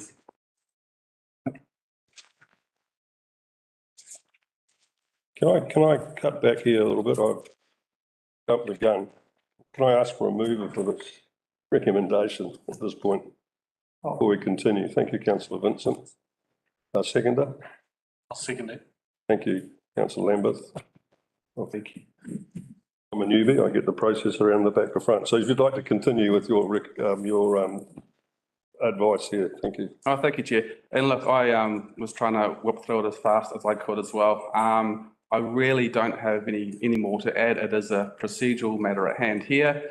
The next step of the process is to hold a hearing, but to do so, we actually have to appoint the hearings panel and go through the process. So the recommendations are up on the screen. Present. Happy to take questions. Councillor Vincent.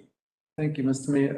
Perhaps just, I did read this, but it's a few days ago now. In terms of the appointment of the independent hearing commissioners, is that, like, do we need to appoint candidate A and B, or is it just the next ones on the list who are available that we would be? That's a good question. That's so we have. That's right. So we have a policy, and the policy stipulates that their whole intention is to ensure equality for those on the list. And so basically the list starts where the previous list finished, if that makes sense. So it just keeps going in alphabetical order through, right? So so we don't need to identify them by name in this resolution. Okay. However, there's one question we do need to identify by name, which is the internal one. And who's left the room? Has he agreed to participate? Behind you. Behind you. For you, Mr. Mayor. So can I just answer that? So Councillor Larson is in the room, just so you know, Mike. Councillor Howard, sorry, and he is the only qualified internal commissioner that we have. You need to be qualified with the Making Good Decisions program training. Councillor Larson is qualified as the chairperson, as a matter of fact, and so I believe Councillor Larson has agreed to be part of that panel. That simplifies things. Thank you. Through the chair, just a question. I think we have a conflict of interest somewhere. That's why he's set aside, because he is. But he can still be the commissioner. It is his conflict. And his conflict is involved in this decision. Yeah. Rather than he has any other conflict outside that. His conflict is that he is a commissioner. Okay. Okay. Thank you. Any further questions of today? Okay. Can we have mover's statement, please, Councillor Vincent? Oh, thank you, Mr. Mayor. My memory of the report, I think the recommendation follows from the content of the report and in paragraphs A, B, C, and D. And so I've got no hesitation in supporting this. And I would take the opportunity to highlight, for the benefit of my new colleagues, the joys of being a RMA commissioner. Is something that you might well want to consider. Personally, I'm over it, but it's just my personal history. But it's an important contribution as elected members to be able to provide a local perspective from someone that doesn't necessarily connect with, I guess, our local way of doing things. Avoid using the word culture. And so what happens is there are limited opportunities in terms of our policy, and it is something that I fought for, among others. That opportunity was retained, and at the moment it's in the exclusive domain of Councillor Larson as someone that's the approved decision maker. So I'll just advance that in the interests of, I guess, democracy, that it would be really good if we had some more members to choose from. And I'd certainly give you encouragement from the sidelines to do that.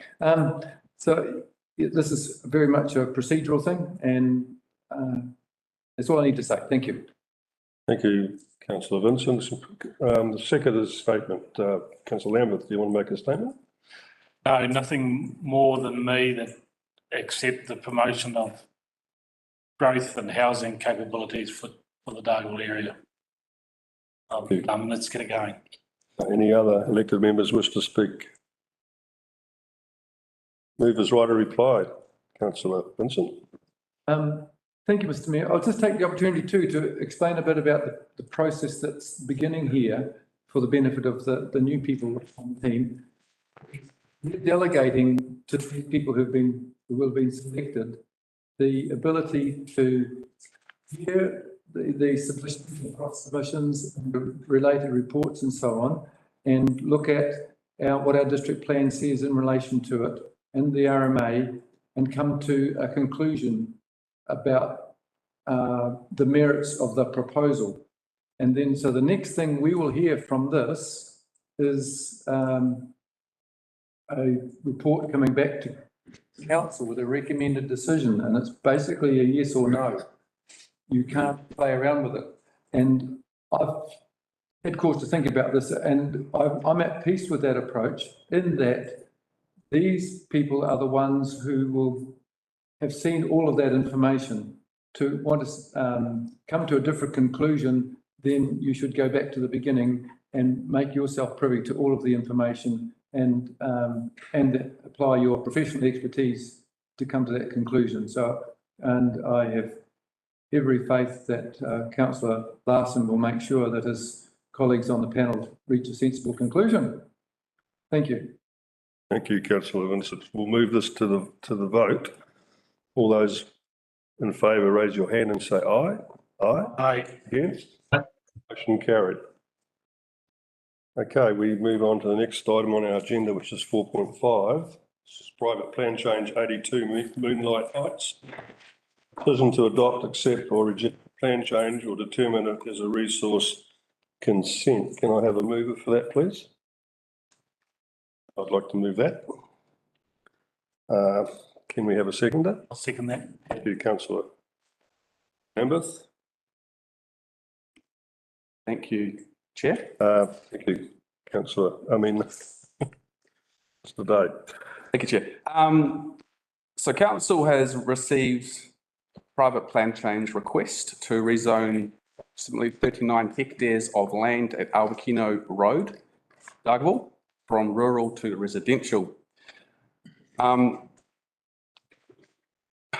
What we have in front of us here is basically the next stage of the process, which is Council has to decide whether to adopt it as a council plan change, accept it, which is the recommendation, reject it, and there's only certain triggers why we could reject it, or to determine it as a resource consent application.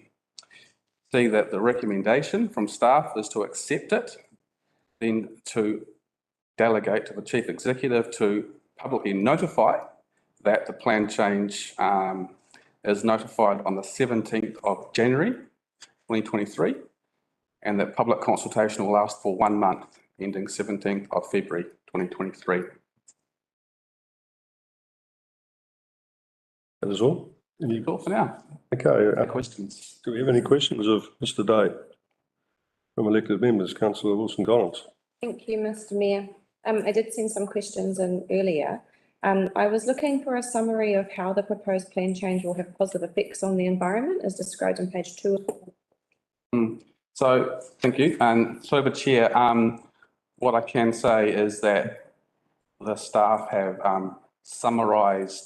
briefly summarised the Section 32 evaluation report of the applicants, which essentially has concluded that the application is the most efficient and effective way to achieve the purpose of the RMA. And so what the staff have done is summarise that succinctly, and so that's what you saw there. I should also say that when this is publicly notified, all the information that pertains to the application, so all the appendices, etc., will be put online so that any person, individual, group, etc., can see all the information and then make an informed submission. Perfect. Thank you. So that answers your next one of your next questions. Oh, thank you. The number 2 about the road. And the other question I had was in regards to the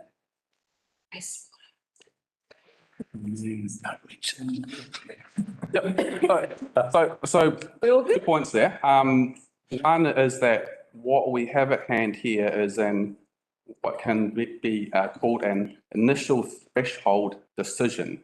But do we have enough information in front of us right now to publicly notify the plan change? My answer is yes. Secondly, our infrastructure services team have confirmed that there's currently sufficient headroom within the current system here in Dargaville for further connections, noting that this has to go through a process. It will take several years to get through the process and then builds staged and phased and takes several further years as well. Long way to say yes. Perfect. Thank you. I appreciate that. Thank you. Further questions? Thank you, Councillor Lambeth. Plan 82 change. I was trying to cross over with the proposed draft district plan and find the match up between the two. I do believe that in the proposed district plan, the proposal was to change this to the residential area that they are wanting now. Am I correct in that? And does it include the whole lot? Through the chair, the draft plan that council put out earlier this year has identified this land as being residential land. So yes. Thank you. Councillor Naida. Just a curious question. In terms of the people who are propagating this rural to residential land change, the people behind it, ask for it, do they have expertise or any plans to build, or what's going to happen even if you do it and nothing gets built? Do they have the capability to do something? So they part of assessment before you do these things. Yep. So through the chair, the applicants have put forward a comprehensive proposal here to rezone land. So that's the first step in the process. And there's a whole lot of information that pertains to this application.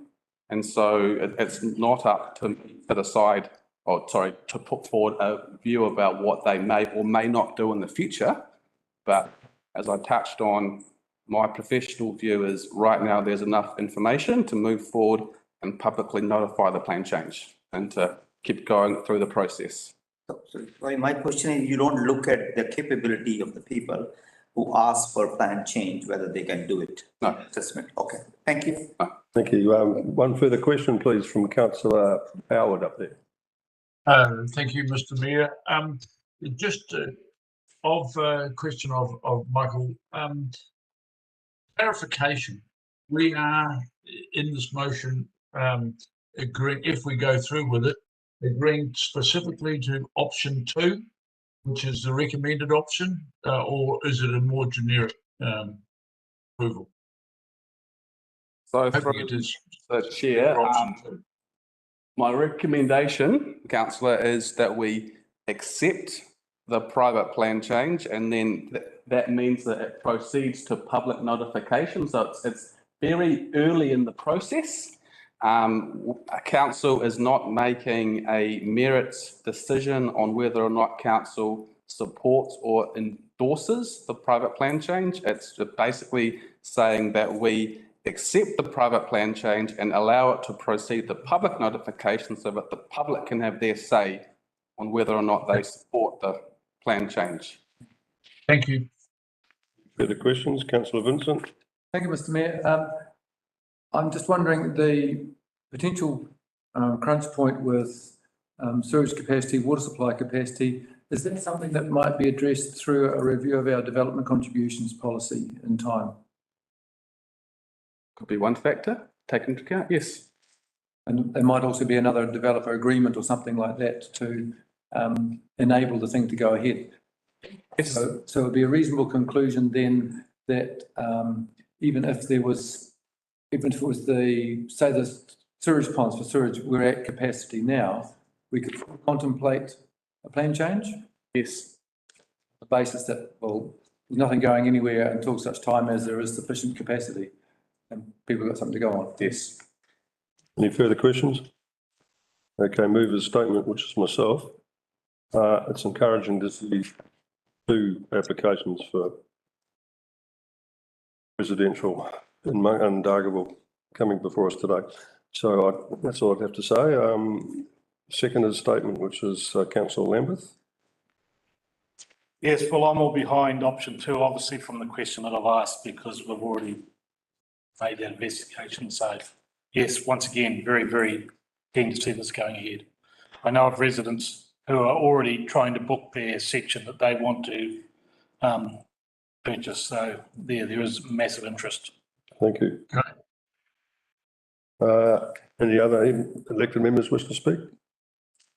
Councillor Wilson-Collins. Thank you, Mr. Mayor. Yeah, just to tautoko Councillor Lambert, that this is a great opportunity to see for Dargaville, and I think that it is correct that we accept the plan change so that we can go out for public consultation. This is a huge development for the Dargaville township itself, the largest I've seen in my lifetime. I don't know about the rest of you.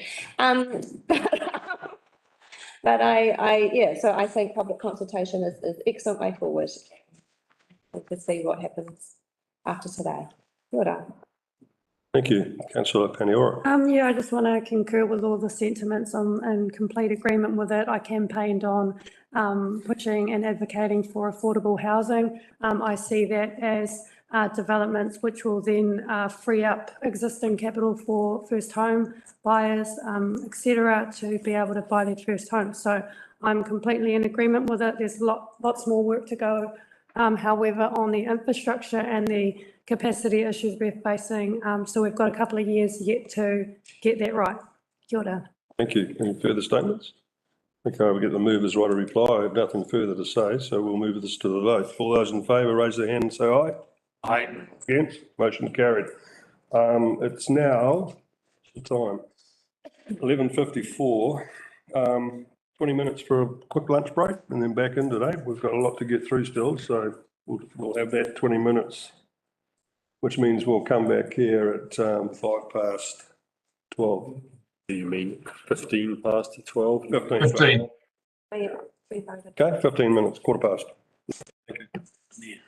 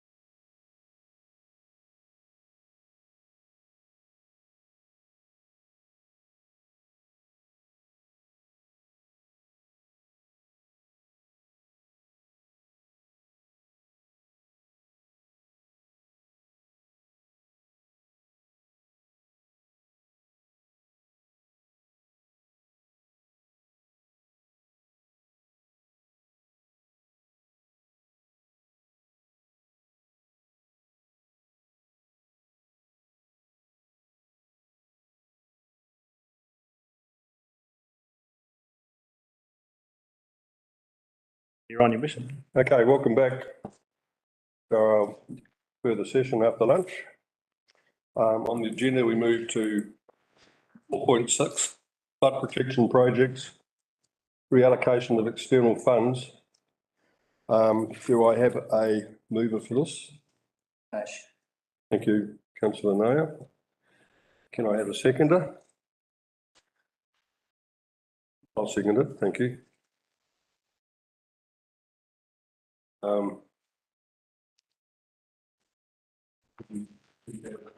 Start. Thank you, Anna. Thank you, Mr. Mayor. Look, I'll take the paper as read, but I'll just might take the opportunity to provide a bit of background. You have to apologise to me, I've got a bit of a cold, so I will as loud as I can. I'll take the paper as read, but I'll just provide a bit of background. So in 2020, MB, Ministry of Business and Innovation, approached Kaipara District Council with respect to providing funds for resilient projects. We put forward a number of projects totaling 20 million. Unfortunately, only 6 million was provided as a grant. Sorry, was provided. That was split up into two projects, 2.5 million for floodgates in the Raupo drainage districts, known as Canal J, G and K. And then the second tranche of funding was for enhancing the stop banks between Dargaville and Tukupuru. It became evident earlier this year that there was insufficient funding allocated for the Raupo floodgates. So we undertook a value engineering workshop, and that involved a number of parties, in terms of builders, local drainage committee members, myself, engineers, and we really looked at the costs and the construction methodology of both gates. The conclusion out of that was the floodgates were going to be in the order of $6 million, which is obviously insufficient compared to the funding that we did have. We have approached MB with regards to reallocating the funds from Tukupuru to Stop Bank project. We actually believe that the Stop Bank project for Canal G is beneficial. It protects about 30 kilometres of existing stop bank. The benefit of that is that, you know, we won't have to do further stop bank work on those stop banks because it'll be protected by a floodgate. We do appreciate that we still need to continue to do work on the stop banks in Tukupuru. And as part of this project, we are doing a trial to assess what is the best methodology or approach to get the best value out of the stop bank protection. So we're not saying we're going to stop. I think what we're saying here today is that we want the fundings to be reallocated to get greater benefit to a project rather than losing the project and having to return $700,000 back to MB. That's the cost of investigations and design to date. I guess lastly, Chair, the MB have endorsed reallocation of the funds. They're just seeking now council endorsement to formalise an agreement. Thank you. Any questions from elected members? Councillor Pene. When you say iwi have support, for the reallocation of funding, can you specify? I said MB. Oh. MB have. MB. Okay, so that goes to my next point, I guess. I think it's appropriate, given that there are impacts on Māori, and particularly that the funding was prioritised through the MB application. So I hear you in terms of, I think you said that you applied for 26 million, and of that 8 million was, sorry, apologies, 8 million was sorry, what's 2 million? But, It is 2 million. It is 2 million we're talking about. So my understanding would be that those were both really, really important resilience projects, and that there was quite a bit of consultation that went around this project. And so has there been consultation with the appropriate hapu and mana whenua of Te Kōpuru that allocation occur? So through you, Chair, the first is, this is just the start of a bigger project. So the funding that we've got is not going to solve the entire works that need to be undertaken. So that'll be over a number of years, if not a decade. We have consulted with local mana whenua on the project itself in terms of the work that we are doing. We haven't consulted on the reallocation of the funds. We're bringing it to this council because we actually believe that by not doing the gate, we're going to be foregoing 700,000 the council will have to pay back. It's going to add another 2 kilometres of flood protection of what is 13 kilometres of stop bank in total. So the benefit to the community is the approach that we're proposing here today. But we have been in consultation with both mana whenua and hapu groups in the area around the works. So both have endorsed the works. It's just that it's this council's decision for the reallocation of the funds. Yeah, so my particular question is that we're reallocating funds from one community, and to another community, and that there should be some consultation around that, because there's been an understanding that that funding would be allocated along our Te Kōpuru community, and that now that's not going to occur. Yeah, through you, Chair. No, it is still occurring. It's just that it's on a lesser scale currently. And as I said before, there's further stop banks that will need to be rehabilitated and raised over time. So the value that we're seeing in transferring the funds is greater because we will be protecting a larger piece of land, be it in Huriwai. I appreciate that. But we're happy to engage with iwi, continue to engage with iwi and go through the discussion with them on the reallocation of funds. But it's this council that needs to really decide, and that's what MB is seeking. They're seeking council endorsement of the change in funding today. Otherwise, we will be in a position where the project won't go ahead and the funds will be returned. Funds will stay in Te Kūpuru, but we will have to reimburse MB in the order of 700,000. Sorry, I understood the decision to be that we were endorsing an application to MB, not MB's coming to council and saying that they require us to endorse in order to reallocate. Can you just clarify? I will clarify that, yeah. So MB in principle have agreed to the reallocation of the funds, point one. They are now seeking today council's direction in support of that. If council today does not agree to support that, then that project will not go ahead. And then we will have to reimburse MB the 700,000 that we've spent to date on the design.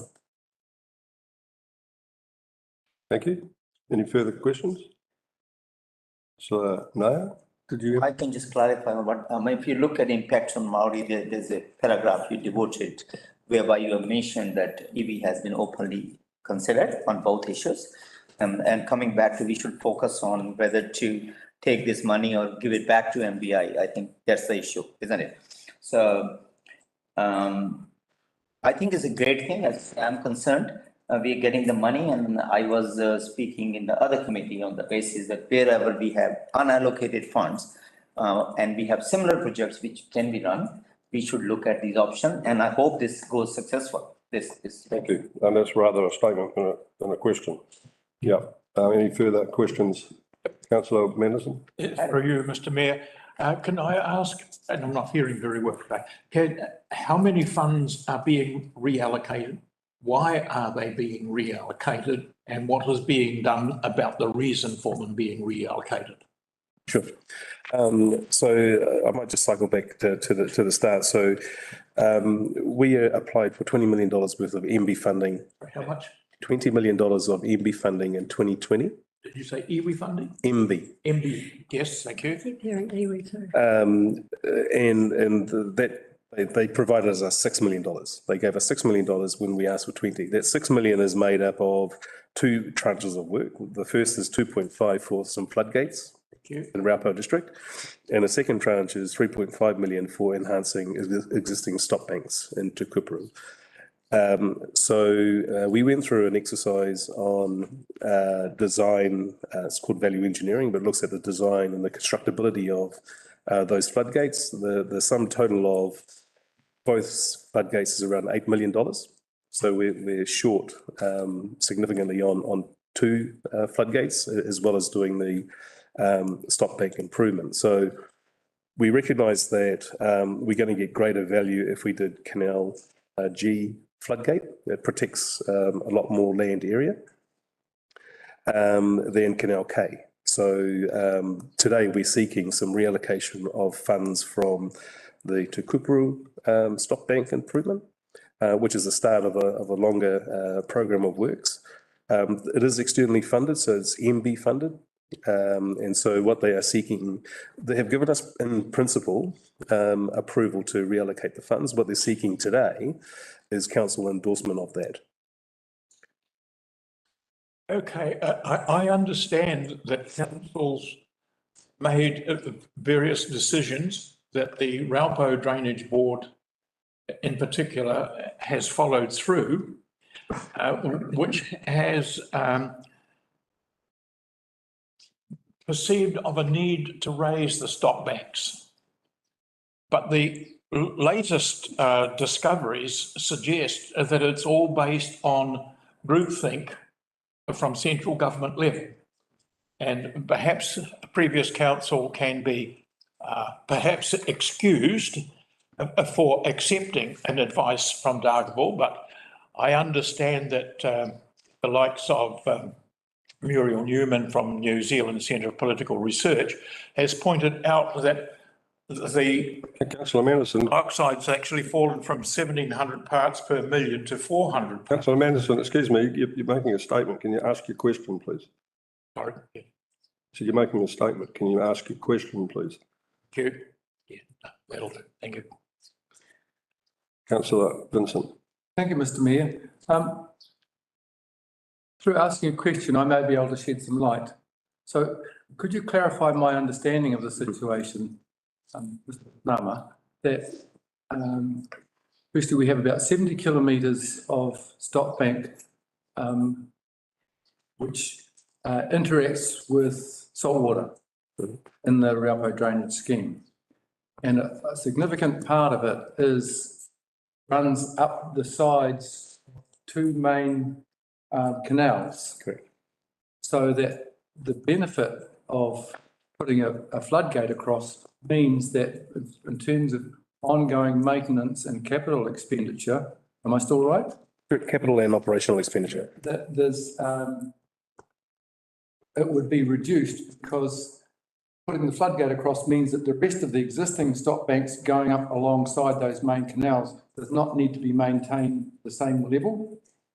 And that's where there's actually a capital benefit long-term, regardless of any projections about sea level changes. Correct. And so that it would have the effect of making the scheme more resilient for the future, regardless of any extreme events which may or may not happen. Would I be right? Absolutely correct, Councillor Vincent. Yes, you are. Okay, thank you. Now, what I would also like to know then, building on that, can you tell me just how many, with G Canal, how many kilometres of stop bank would be saved from having to be maintained at the same standard? Approximately 30. So we're saving approximately 30 kilometres of stop bank to be maintained. Okay, so that's my other question was, in terms of funding, if say all what's left was to be spent on the Dargaville to Koparu line, if you like, am I correct in understanding that it still wouldn't complete the job? Correct, yes. Okay, so that there would still be a weak point at which is going to be invaded by seawater potentially, or floods.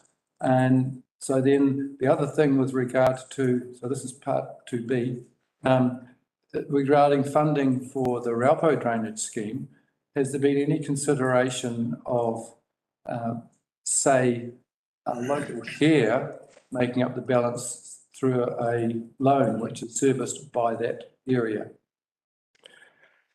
Yeah, I have to get Sue to come in here. Sue, with regards to Councillor Vincent's question was, can the local community effectively fund the shortfall? So at the moment, the local community in one of the human structures, other papers, is for is money from Murphy Bowers. The whole 500,000 that's coming is coming from their account, and it virtually wipes them out savings. So if they were to take it, yes, there's only a limited number in Huriwai to pay for that debt. So we have to have it over a long term, and it may not. Not all of the, over the whole of the Raupo drainage scheme area? Well, it's only, it's not that many property owners. We're not talking thousands, you're talking more. Hundreds, yeah. Well, it's about 9,000 hectares or something, isn't it? Yes. Yeah. So that hasn't been considered, but if you were to do that, it could take a long time to repay. Okay. Thank you for that. Thank you, Chair. Councillor Peniora. Thank you. I'll go back to the original decision that we're making today. My question is again for clarification. You said that we were I forget what the wording you used was. You basically said that there's not enough money to cover both of the projects. There is enough money to cover the Te Kōpuru project. So I'm a little bit baffled as to why the funding is going to be plucked from one project to go to another project when that application sustained itself, had justification, has the Racecourse funding for it, has gone through the appropriate consultation processes and mechanisms, and now at the 11th hour is being pulled to be allocated for a project that doesn't even have enough funding, even with the funding reallocation. Yeah, I'll answer that question that you raised at the start. So the funding, the $3.5 million will not complete the 11 kilometres or 13 kilometres of stop bank that needs protecting. So there's in total approximately about 13K of land stop banks that would need remediation. This project is going to deal with about 2 to 3 kilometres of that stop bank. So it's not the entire. Council is going to have to look at funding in the next LTP for the continuation of remediation of these stop banks, or hopefully, there's more government funding available. Two separate projects though. So point taken, it's the whole of the stop bank. However, they're two separate projects that we're talking about. They certainly are, and I don't disagree with you on that. And we've been very clear here today that they are two separate projects. As far as the MB is concerned, it's a tranche of money that they made available to council. And so what I'm seeking here today is if council wishes to accept the recommendation in the paper or not accept it, at which point we'll go back to MB and cancel the floodgate projects, return the funds, in addition to returning, as I said to you before, 700,000 that we've already spent to date. Thank you, Annan. Can I have one last question so we can get things moving towards some conclusion today? Councillor Howard up there on the screen.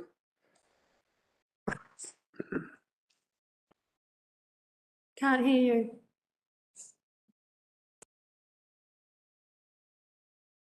Thank you, Mr. Mayor. My question may well have just been answered by Annan. It did relate to, given that there is a significant 13 or $14 million shortfall in what they ask for MB, is that have we had any acknowledgement from them that we should go back for additional funding to continue this and complete this project overall, or is funding from government finished for this? It's a big job to do with around about 30% of the required funds.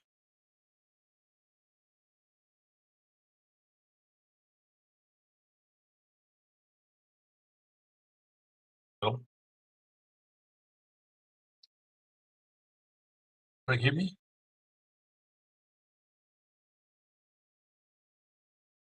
Can you hear me now, Councillor? I've got you. Cool. So when we understood the shortfall, we did approach MB to see if they could provide the any additional funds towards the shortfall. They've come back and said no, they can't. That pool of funding has now closed and has been fully reallocated. And so the direction that we got from MB was you can reallocate the funds.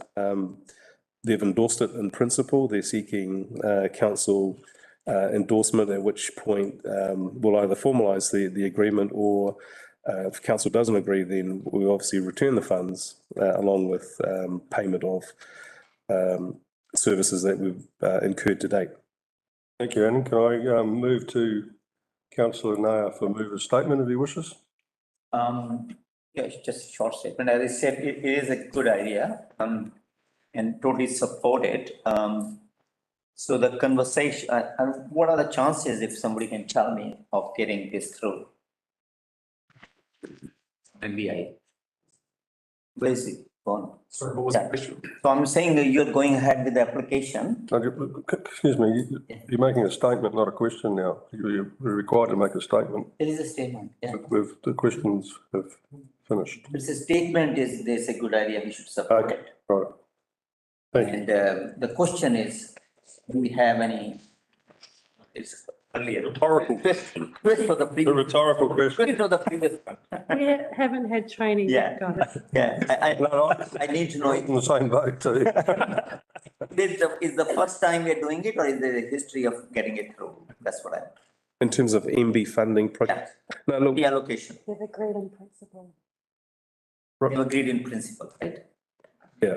Okay, rather than myself make a statement, I'd like Jason to clarify for us what he said he'd like to chip in here. Yeah, sorry, thank you, Mr. Mayor. Look, I just want to make it. I know this is our second formal meeting. You haven't had standing orders training yet, so I just wanted to sort of clarify the process here for you, just because we're starting to slip into things. Bless you, Councillor Howard. So what happens is we move to an item. You get a mover and a seconder for that item. Yeah. Then we have the staff present the report and provide information to you. Then we have questions from elected members at that point, and the Mayor drives the questions, and you've seen yourself provide those questions into the process. We answer them. Once the questions are finished, and that's driven by the Mayor, he has authority in that space, then our staff will leave the table, and that signals to you that that is the time where you're speaking to the motion and your debate, okay? So asking questions at that point, there's no point to that because the staff have left the table. It's your forum, and it's where you get to make your statements and indicate whether or not you're voting for or against the motion. Okay, so just to be clear in that space, I just thought I'd set it out. Okay, so now that we've had the movers and the seconders statement and the clarification, are there any other elected members who wish to speak? Okay, movers right of reply, that's Councillor Naida, if you wish. Okay, let's move it to the vote. All those in favour, raise your hand and say aye. Aye. Against? Motion carried. Okay, now we move on to point 4.7, which is the capital expenditure forecast. Oh, we've got Annan back. Thank you, Mr. Naima. We'll present this item as per the agenda. Mr. Mayor. I'm sorry, prior to that, can I have a move of this? I'll move it, thank you. And we have a seconder? Thank you, Councillor Naida. Okay, sorry, hand it over to you. Thank you, Mr. Mayor. Look, I'll take the paper as read, but I might just set out a little bit of context here. So the paper is seeking some reallocation of funds amongst a number of projects. It is also seeking a number of projects that require additional funding. So we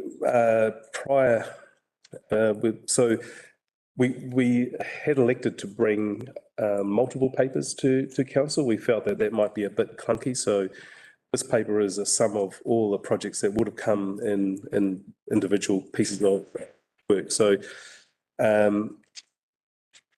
the context of why we're here today is that we have been doing very little asset management planning in the past.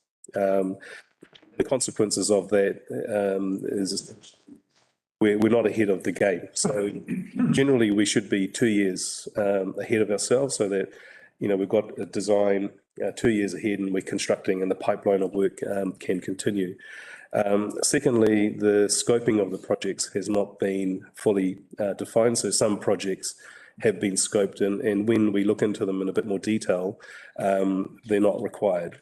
When we also look into the details, some of the projects have a long lead time. So, you know, the phasing and the LTPs should be in future years.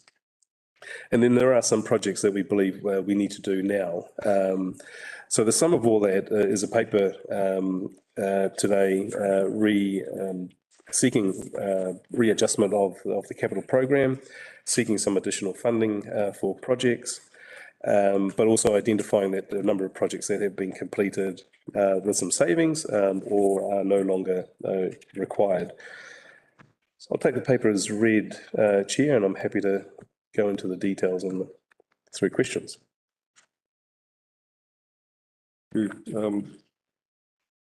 us through the discussion where it talks about the projects just quickly. Yeah, sure.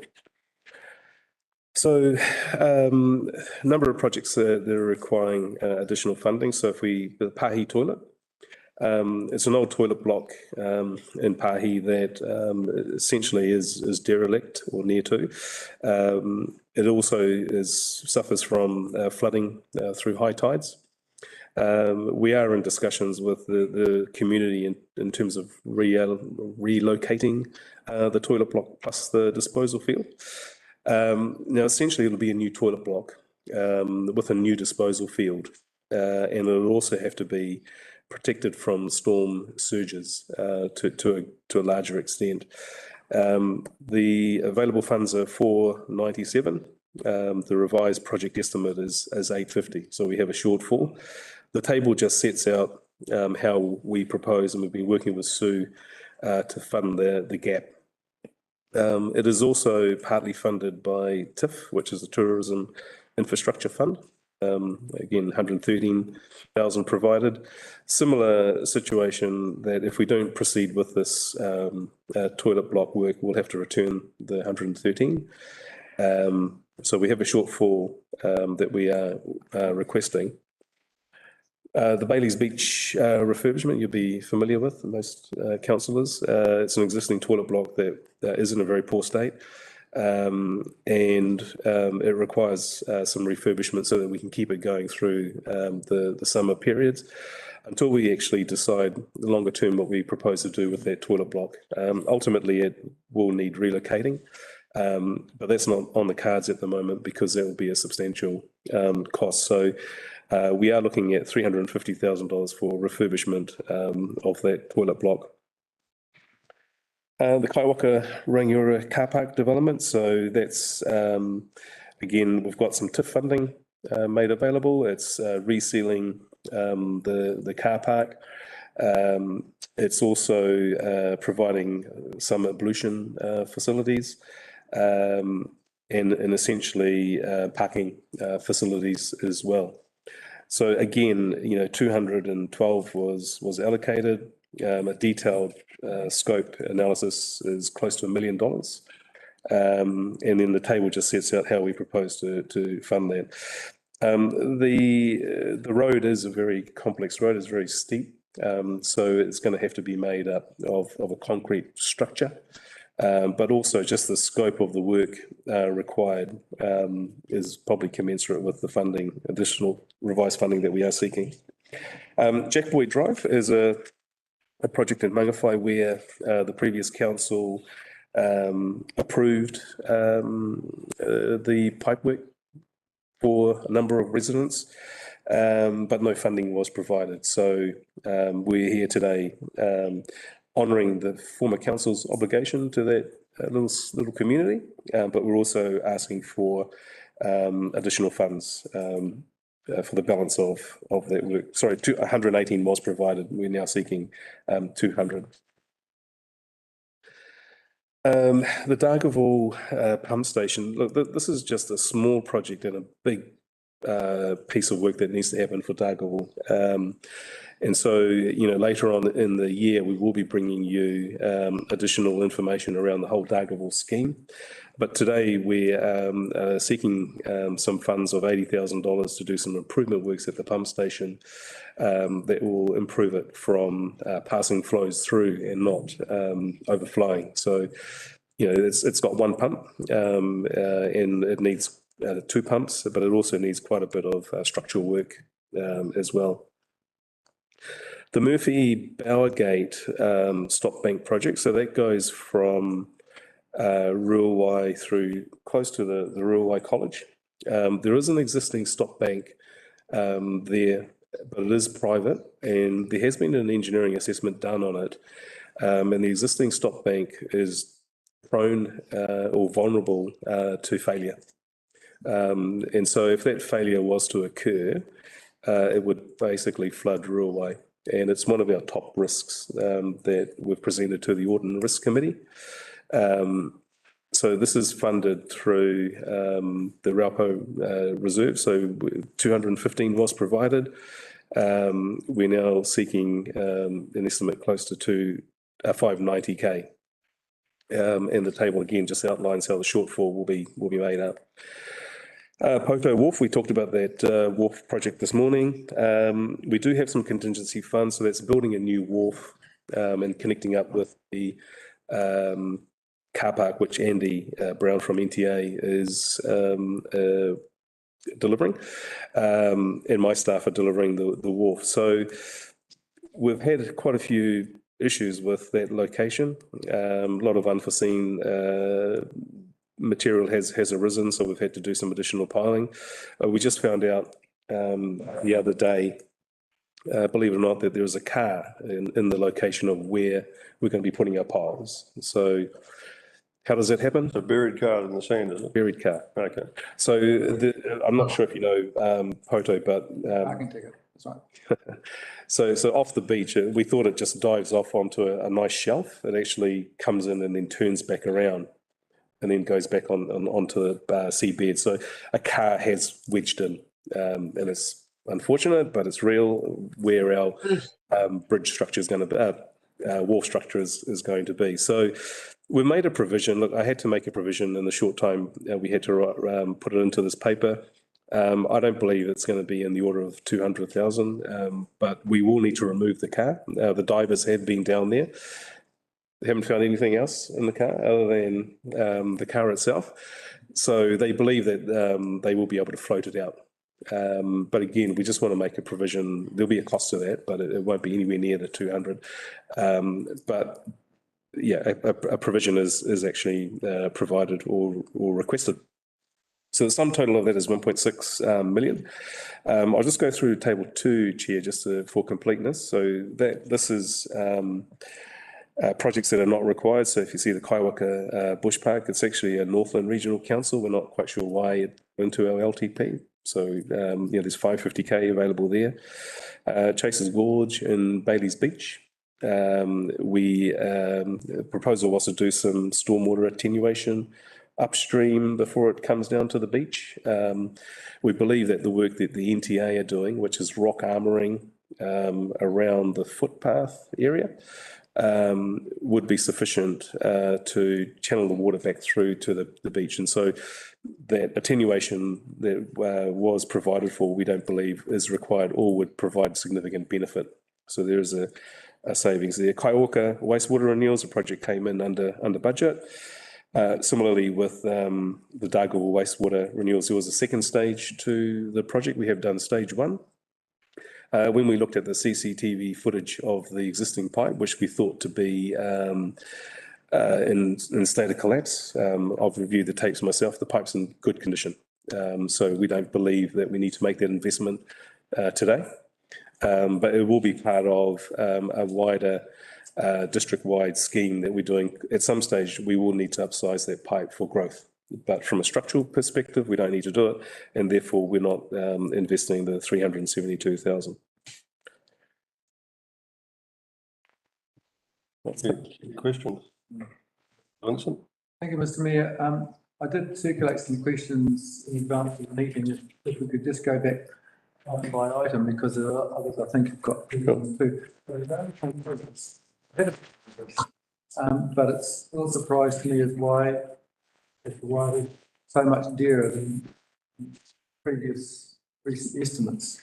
I'm well aware that it is a new toilet block and the community is on board with the location, the style, and so on of the new building. The problem is with the effluent disposal area, and it seems like it's, if it were possible to connect to the existing disposal area, then that would make locals a whole lot happier, because it would then mean they wouldn't have to make space for parking of cars on the area that's used by the camping ground.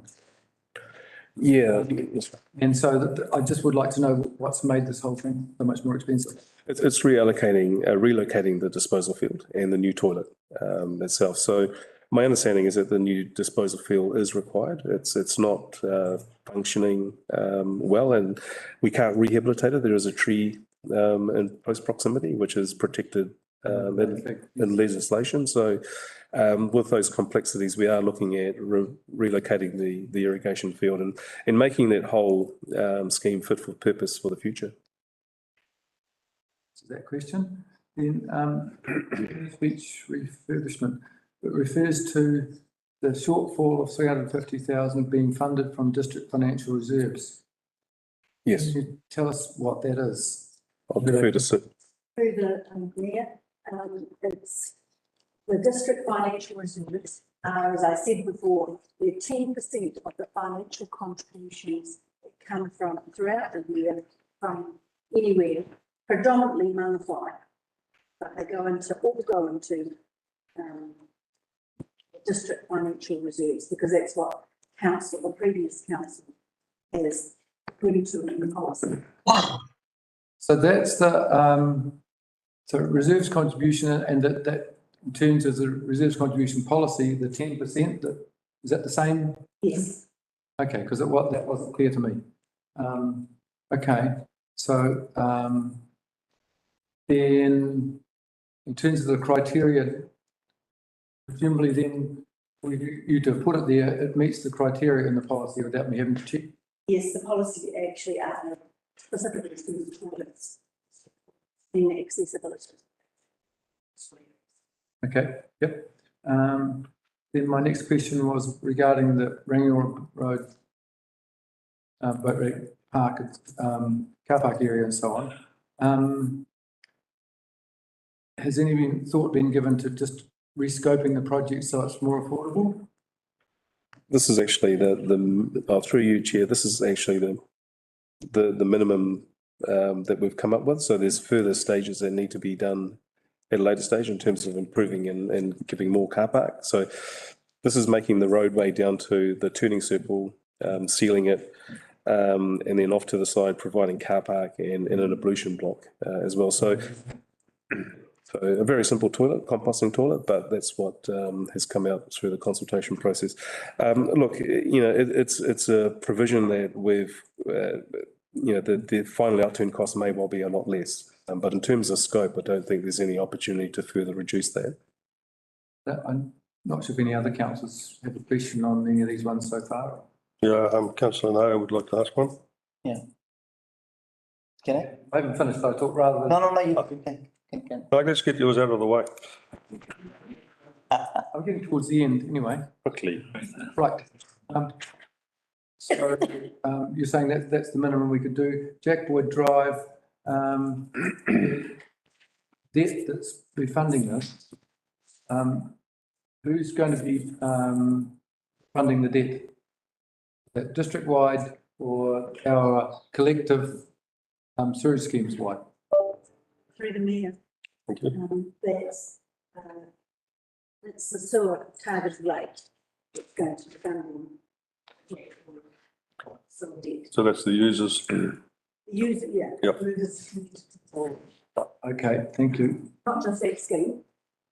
That's all of the people, right, on our one rate. Yep. That was what I suspected.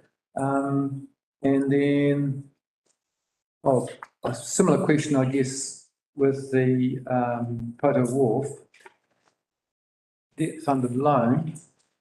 The Pouto Wharf is district leadership project, so it's more. So it'll be district-wide, general rate. General rate. Okay. Thank you for that information. Thank you for those questions, because I think Councillor Vincent led us through probably a lot of questions we wanted to ask ourselves. So thank you for that. Councillor Naida. I think he's taken up one of my questions, which is good. So the debt funded, you said the 200K is, I had an issue with the money sitting in there. And then again, we're taking like for Bailey's, when we went in there with Mr. Mayor and others, we were looking at 150,000, which we promised to the community for refurbishing, if that's a figure I remember. And now it's 350,000 or something. And also the fact that you also mentioned we are not proceeding with Chase's Gorge anymore. So we are saving up 219,000 there. So all I'm saying is, why don't you club these things where the money is available, and rather than using the debt funded, whether from general reserves or wherever, why there should be so many categories of these things? Yeah. Yeah. So from stormwater, which is a different targeted area. So that's why we have to clearly put what the new projects are and what are the ones that are deleted, because whoever's connected to stormwater in bays, and it might be the same population, but I don't think so, they'll be different members of that, they have to get credit for their debt, and because I think it was from.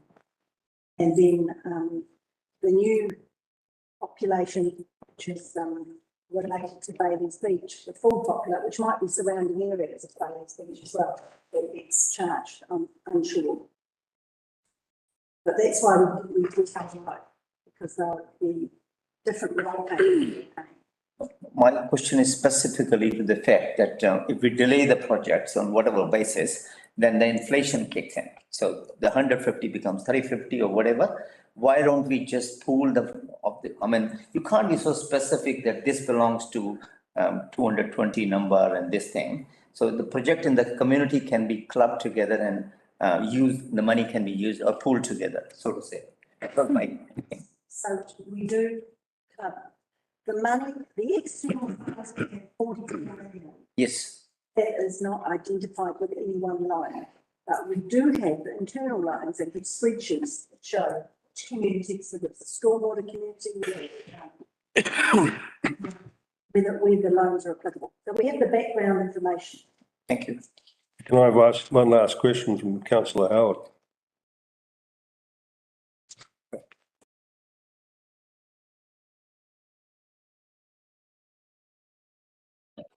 You hear me?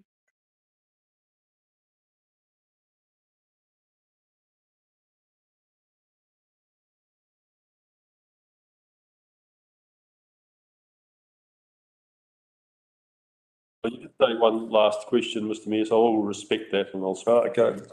Thank you. One last question, please, from Councillor Howard.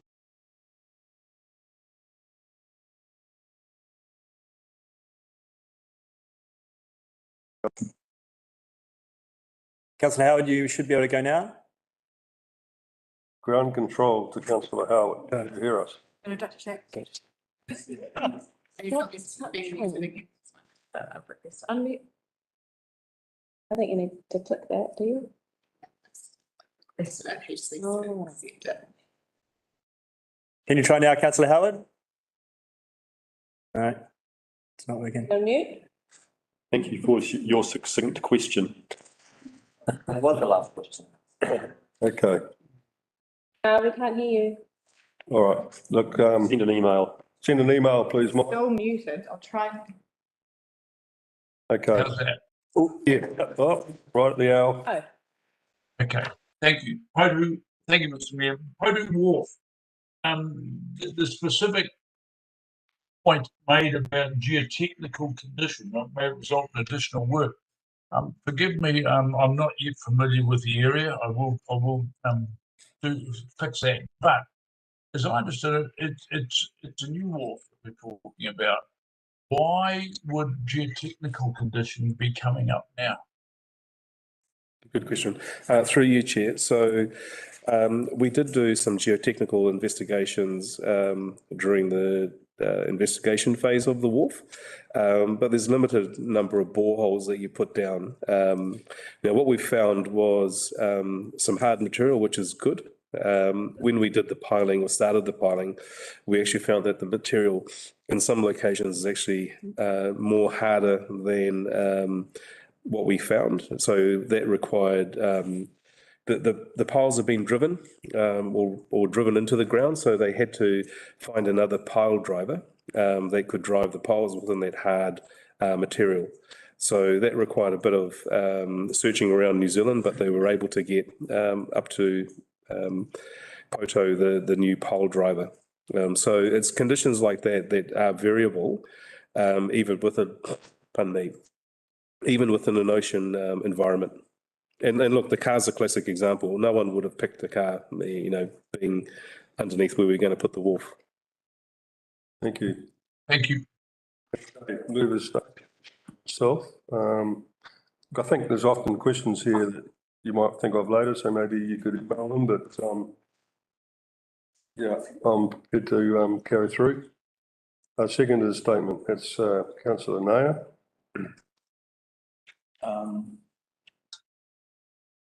It's a hard one, isn't it? Well, all I was saying in terms of statement, it's very good and it's good to see that things are happening and the projects which are not happening are being allocated. And that's my concern, is that the money should not remain sitting in unfinished projects and then the cost of other projects increases. Thank you. Thank you. Any other elected members wish to speak? Yes, please. Councillor Larson. Thank you, Your Worship. I just want to speak to this point that Councillor Vincent raised, which may appear to be a minor point, but it is quite important for a new council to understand where money is coming from that we're spending and you know what it's for. And the term beside Bailey's Beach refurbishment of district financial reserves could lead the members astray in terms of their understanding, because we're actually talking about the sense of the word reserves in two different ways. And the way that I read it is, as was clarified before, that it is district-wide reserve contributions. And reserve contributions are a form of financial contributions collected under the Resource Management Act to compensate for the effects of growth in an area. And what we have in place is a policy where 10% of that money being collected in the district is being taken off the top and being used in other projects in general, and sometimes in places where there currently isn't any growth to fund things that the district needs. So if we have reporting around this, if we could be very clear that we're talking about reserve contributions, which are our financial contribution, that once collected become financial reserves, the other sense of the word reserves, sitting on our books. And I also like to say that in these inflationary times, it's good to see that money is being spent now, because it, of course, is going to lose its value if we have it sitting in our slush funds for too long. And what I see before us today is some great balance across the district and important projects in remote locations that currently don't have growth to support them in low growth areas of the district. But in the future, things may change and we may have growth in those areas, and they may actually end up contributing back in to the district-wide fund, ironically. So particularly, you know, some of these things that we've seen, like this Pahi toilet, there's a stinky little toilet down there. What a great improvement for that. Similarly, you know, Bailey's Beach, you know, beautiful remote places that are overdue for an upgrade, and when once again that Rangi park development. That was land that was given for a park. It's never been utilised, and it looks like an amazing project here. So I'd like to extend congratulations to Annan and the other staff that have worked on all these projects and securing the TIF funding in particular, and finding ways for us during tight fiscal times that we're actually able to state-of-the-art new facilities into the district. So thank you very much. Thank you, Councillor Larson. Anyone else wish to speak? Okay, I get the mover's right of reply. I think it's all been said, so I don't wish to make any further comment. All those in favour raise their hand and say aye. Aye. Against? Aye. Motion carried. Okay, let's move on to the next. 4.8, annual plan 2023-24, proposed changes, rates increases. Thank you, Mr. Mayor. I'd like to move a motion in relation to this, which is slightly different to the recommendation, which I will now articulate at dictation speed. Thank you. I'd like it A to read approves the preparation of the proposed annual plan 2023-24 in principle on the basis that the rates increase is less than 5%. Can we put that up on the screen or not? Yeah, sure, just like that. And at part B, when you're ready, do we have a minute taker? You're good to go? I think so, thank you.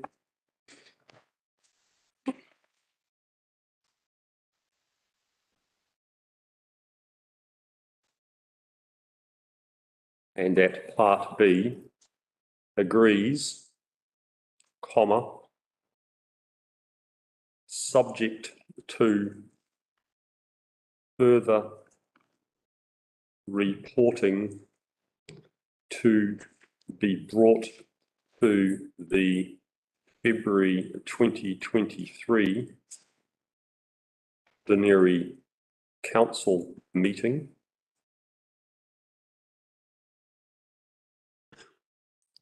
comma,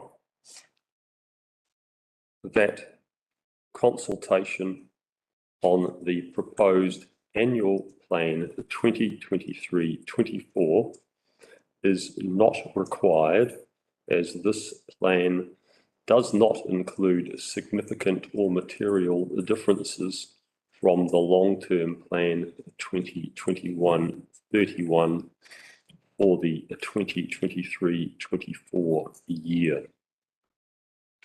Okay, Councillor. I will play that up. Oh, good girl. Thank you. There it is there.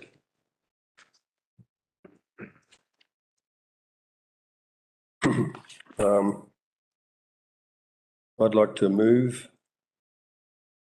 Yeah, Councillor Larson. Councillor Larson's moving it, right? You just need a second. Second. Okay, we have a mover and a seconder. Do we have reporting staff for that? Councillor, oh, sorry. Thank you, sir. Okay, so you want me to talk on my report and take you through it? Okay, I'm trying to interpret what you're asking there. One of it's to prepare the annual plan for under 5%, I understand that, but I'm trying to work out what I've got to bring back to the February meeting. And I've said in this report that others are bringing reports on climate change and pensioner housing. And I wasn't sure, in my mind, I wasn't sure that I could bring anything back until that was resolved. But would you like me to respond to your? Please, I'm trying to. Yeah. So what I'm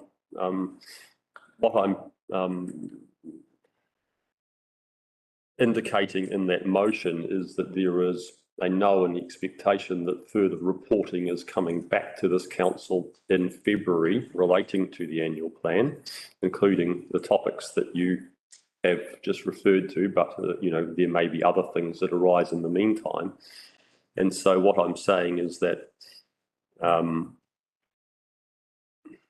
we don't know yet what other information is going to come to us, and we can assume that we can maybe reasonably assume that there won't be any triggers in that information that do require consultation. Another matter is whether we do ultimately want to consult. Until such time as we see that information, we're not really in a position to confirm that, because we're basically saying that we are confirming a requirement, not that we are not required to consult, but we have not yet seen all of the information relating to that. Okay. So that is the caveat in this motion. Thank you. I understand now that you want to make the decision on consultation at the February meeting. Yeah. I think we all understand that there would be some limitations around being able to make that decision at that time, given the limited time frame. So I'm not really indicating that so much as I'm more indicating that we don't yet know that we are not yet required to consult, because we have not yet had the information for us. I would assume that the information will be ordered in such a way that consultation is not required. I don't want to be too pedantic, but that's what I'm saying. Thank you very much for the explanation. Right. So, okay, through the Mayor, I'll start on this report. So the following, on the second page of my report, I talk about the following items, what are driving the rates increase, detailed them there. You can see that what I've put in this time is in an extra column where I've detailed what must be done. So really there's no discussion needed on that. That won't ever come back to you. That's what we have to do. But there are other items, and they're ones that you may choose if you wish to get the rates down further when you might utilise those tools. On top of that, as I said, there's 2 reports to come to you at the February briefing. And just to note that this annual plan would be the first year that depreciation would be fully funded. And what's actually happened, because of so much capital expenditure this year, there's a huge surge in funded depreciation, and there's likely to be next year because there's still a large level of capital expenditure. So further proposed changes that we discussed that you wanted me to activate, and I've put there what the potential impact on rates is. I haven't redone the papers from the briefing, because I'm waiting to see what happens out of the February meeting. But you can get an idea about what the impacts are to rates. They were all the items there are the further proposed changes we discussed at the time. And the Dargaville cycling, you can see we've allowed 5.5 million, which is what we anticipate will happen in this next year, and the balance of the money that's been indicated that, I think it was one Whatua, or it might have been MB has given us, would be used the following year. On the following page, we talk about the options to decrease rates reduction. So I talked about items that we discussed to put into the next annual plan that weren't there, and then I've indicated there's a number of items that we can use to reduce the debt, and that would be funding Pouto second seal. It could be funding depreciation, and also as Councillor Naida stated, he sent an email about reducing the external debt, and there's some so that our debt is not as high. In fact, if we did that, if we used potentially internal loans rather than external, the external debt may only reach a peak of 48 million, and the rest will be funded internally from our term deposits. And the last thing is, and obviously I put quite a lot of work into the significance and engagement part, because I was, just as an explanation and some of the justification for why I thought I not need to consult at this time, my report.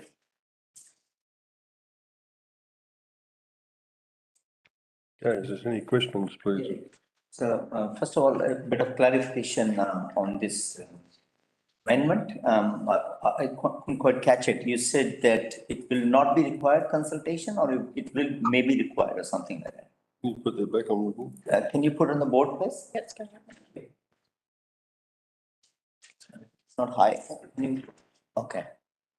Bring down, please. 50 minutes. Bring it down. So agrees subject to further reporting to be brought to the consultation, the proposed annual plan is not required. Is that? Okay. So my question is, we are just going on a premise based on information, which is a lot of questions are unanswered, as you say, are outstanding.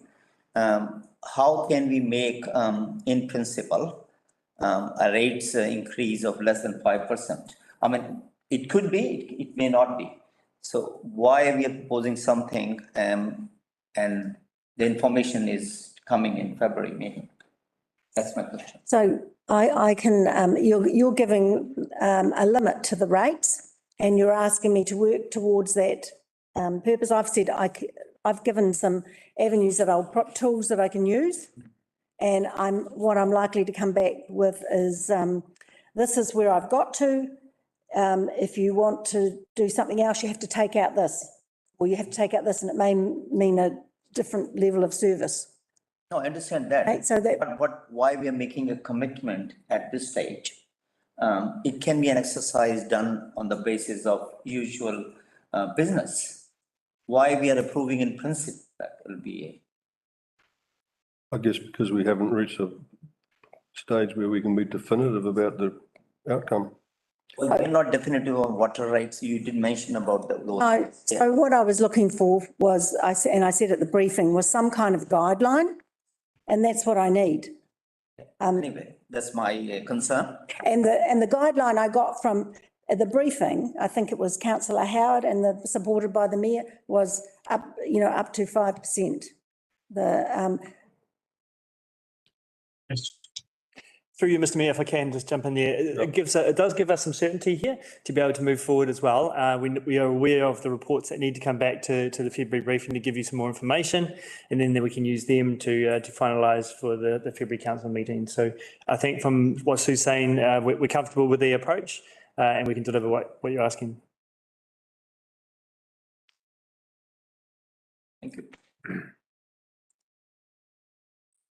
Thank you. Further questions? Mr. Williams? It says here water rates were proposed to rise 4.06%. Are there any other targeted rates that are having increases proposed, not just looking at the general rate? So the total rates are made up of, just to clarify that, the total rates are made up of general rates plus targeted rates, and then water rates sit separately in the income that we normally report through to the public. The targeted rates, I haven't been able to get those details out. That was the extra schedule where it shows what happens to rates and what happens in each different community. The IT people have managed to sort things out now, and I should be able to have those for you the next time we meet, and you can look at the impact on that. Yeah, that'd be good, because obviously that adds on to the rates increase. So. No, that's what I'm trying to explain. It's part of the rates increase. So the rates increase that we're proposing under 5% is the general rates and the targeted rates excluding water. Water is separate. Thank you. Further questions? Okay, I'd ask for the mover's statement, please. Councillor Larson. Thank you, Your Worship. Just the little tweaks to this motion that I've provided there outside of what was recommended is just to place some caveats around this decision, that we do have further information coming to us that we don't yet know, and we need to be a little bit careful around being too robust and final in what we're deciding. We are operating as a society under difficult circumstances, with having had a couple of years of business disruption and high inflation and high interest rates, and a lot of people are feeling the pinch. And we really have a duty as a council, in my opinion, to be very careful with what we impose on our ratepayers, many of whom have limited means and fixed incomes that they can't easily extend to cover further rates, levies. So, yep, I want to proceed with this and give our staff some parameters within which to work as we head forward, so that we can get this process landed by the end of the financial year. Look forward to seeing that further reporting. Thank you. Thank you, Councillor Larson. As a second, I'd like to support Councillor Larson's words there, particularly about the fact that it's obvious to anybody reading anything nowadays that we're coming into tough times. We have a lot of low socio-economic situations in our district, and we need to be as mindful as possible to try and unburden them from increasing rates. Other elected members wish to speak? Councillor Erin Wilson. Go on. Thanks, Mr. Mayor. I hate rates. I'll say it out loud. Sorry, I do. I hate the way local government is funded. I think it's a real struggle for our communities to pay for the infrastructure that they need.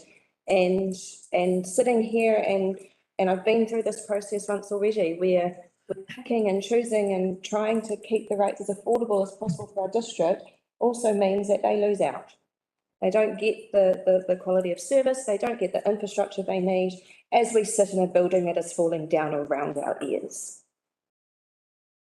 I really feel for our communities. There is just no way that they can afford to fund what needs to be funded. And it's a terrible sort of situation that we always find ourselves in, because they're unhappy with how council works. Our hands are tied because of funding issues. The review for local government that's happening right now, there's a huge focus on funding mechanisms, and I really hope that we're going to see some change through this reform and how our communities receive and fund the infrastructure. Okay, sorry. Thank you. Just a passion. Further members wish to speak? Okay, movers right a reply. Nothing further, thank you, Your Worship. Okay, we'll put it to the vote. All those in favour, please raise their hand and say aye. Aye. Against? Aye. Motion carried. Let's move on to 4.9. Meeting calendar for the 222-225 triennium. Do I have a mover? I'll move that, Your Worship. Thank you, Councillor Larson. Do I have a seconder? Thank I'll you, second. St Collins. So Mr. Maris will report on this. Thank you, Mr. Mayor. I'm going to keep this really short and sweet. It's been through a council briefing. You're just agreeing to the principles as outlined, and we've got a calendar for the first year, and you're agreeing to delegations so that we can change things. They're not set in stone. The principles, which we just are important because we need to try and set the meetings to give you certainty and those working as well with businesses, that sort of thing. But we also have the ability to change as needed in consultation with the chairperson too. So this is just an administrative matter. I appreciate the principles are not, and there are effects for you as council, but we've received no further feedback from the briefing. So over to you for decision making. Happy to take questions if you have any. Any questions? Okay, mover's statement, Councillor Larson. Thank you, Your Worship. Thank you for a nice piece of work there and a wonderful looking wall planner. Once we do in fact have those meetings locked down, might I suggest that that might be a nice thing to print out for those who want it. Us more senior citizens amongst the elected members might like to have it on our wall to refer to. Are we getting pretty pictures with it? Can I just say, Mr. Mayor, happy to. The only thing I would say with the printed version is that it changes. You can be aware of that. Thank you. The seconder was myself, wasn't it? No further questions. Councillor Wilson-Collins. Oh, sorry. Councillor Wilson-Collins. Thank you, Mr. Mayor. I just want to say, I'll just repeat what I said at the briefing, that it worked last time, so why change what's not broken? Calico, charge on. Any other questions? Okay. Mover's right to reply. Nothing further, thank you, Your Worship. Okay, let's put it to the vote. All those in favour, raise their hand and say aye. Aye. Aye. Against, motion carried. Okay. We're getting there. 4.10, which also Mr. Maris will present. Oh, well, Your Worship, once if you get a mover and seconder, that'd be great. Oh, yes. Can I have a mover? Thank you, Councillor Naida. Seconder? Councillor Vincent, thank you. Trying. Right. Every time. We'll get you right. Through you, Mr. Mayor. Okay, so this report I'm going to take it as read. What it essentially does is allow you to make decisions, or allow decisions, to be made over the Christmas break if they're needed. In the last 4 years, we actually haven't needed to make any decisions. I do want to point out though that we've got a plan for worst case scenario, which is what we're doing. And also if something significant or incredibly important would be a decision being required, we would call an extraordinary or an urgent council meeting, and we'll do that in consultation with the mayor in that space. Okay. But I'll be on a beach. Thank you. So we will do that. Don't worry about it. The only other point I'd like to make here, because the recommendations are there in front of you, is that Councillor Lambeth, we're just delegating you the authority under civil defence emergency to declare a state of local emergency if needed. It may not be needed, of course, but we need to have it in place. Happy to take questions. Yeah, any questions, please? Councillor Erin Wilson-Collins. Thank you very much, Mr. Mayor. I was just so I understand the process, I'm sure we won't need to use it. So we're delegating the power to make decisions to the mayor or deputy mayor and one other councillor. So how exactly does that work? Okay, so it is about availability for the first two, the mayor or the deputy mayor. So they would be the first port of call. Now, there is a bit of process behind this. So we would write a normal council report. We would have a recommendation on there as well, and that gets presented to the decision makers, which then gets reported back to the council meeting. Okay, so there is some process around here just to give you that certainty. We would go to the mayor first in the first instance. If he was unavailable, we'd go to the deputy mayor, and either the mayor or the deputy mayor would select another available councillor. And is there any rhyme or reason to what available, like? No. How does that work? There is no rhyme nor reason. It will be down to availability and who we can do. Any further questions? Okay, Councillor Naida, would you like to make a mover's statement? Well, I think it's emergency planning and it's part of any corporate business. Coming back to Erin's, Councillor Erin's query, how to pick a councillor in terms of availability. I don't know, there could be that process or not. Thank you. Okay, second statement, Councillor Vincent. Nothing to add, Mr. Mayor. Okay, any other elected members wish to speak? Councillor Lambeth. Yeah, I take it as a bit of an honour to be given this role. As you're well aware, I've been put on the emergencies board with the other people, but it does provide a good coverage from east to west coast. You know, I'm not going to be getting up and calling an emergency for something that happens out on Mangawhai, whether that be tsunami warnings or alike. So it does give us good coverage.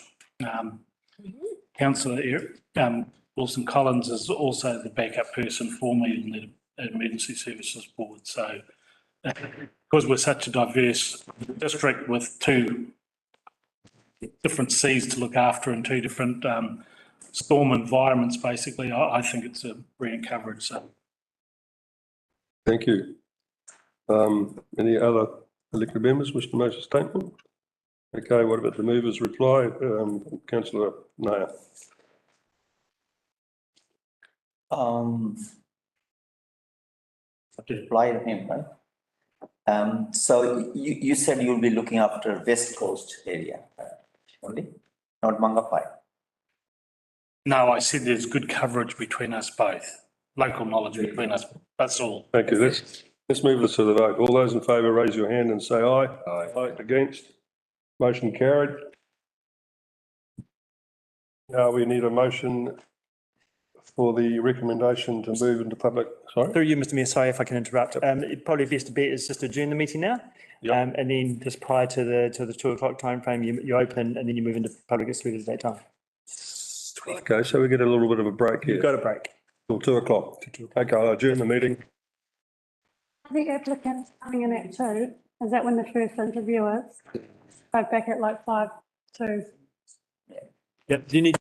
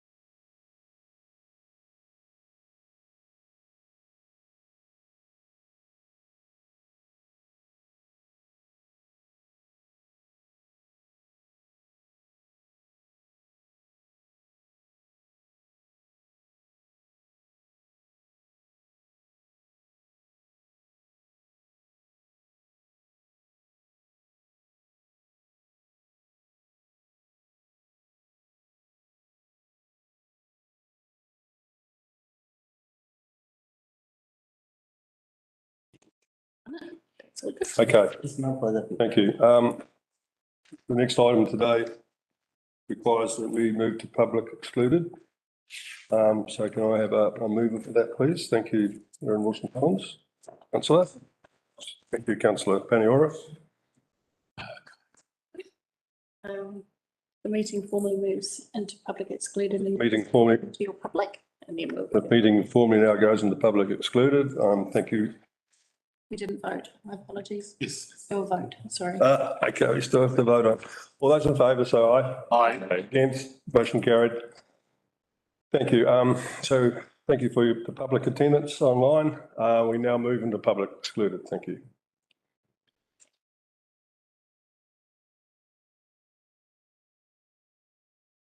I start recording.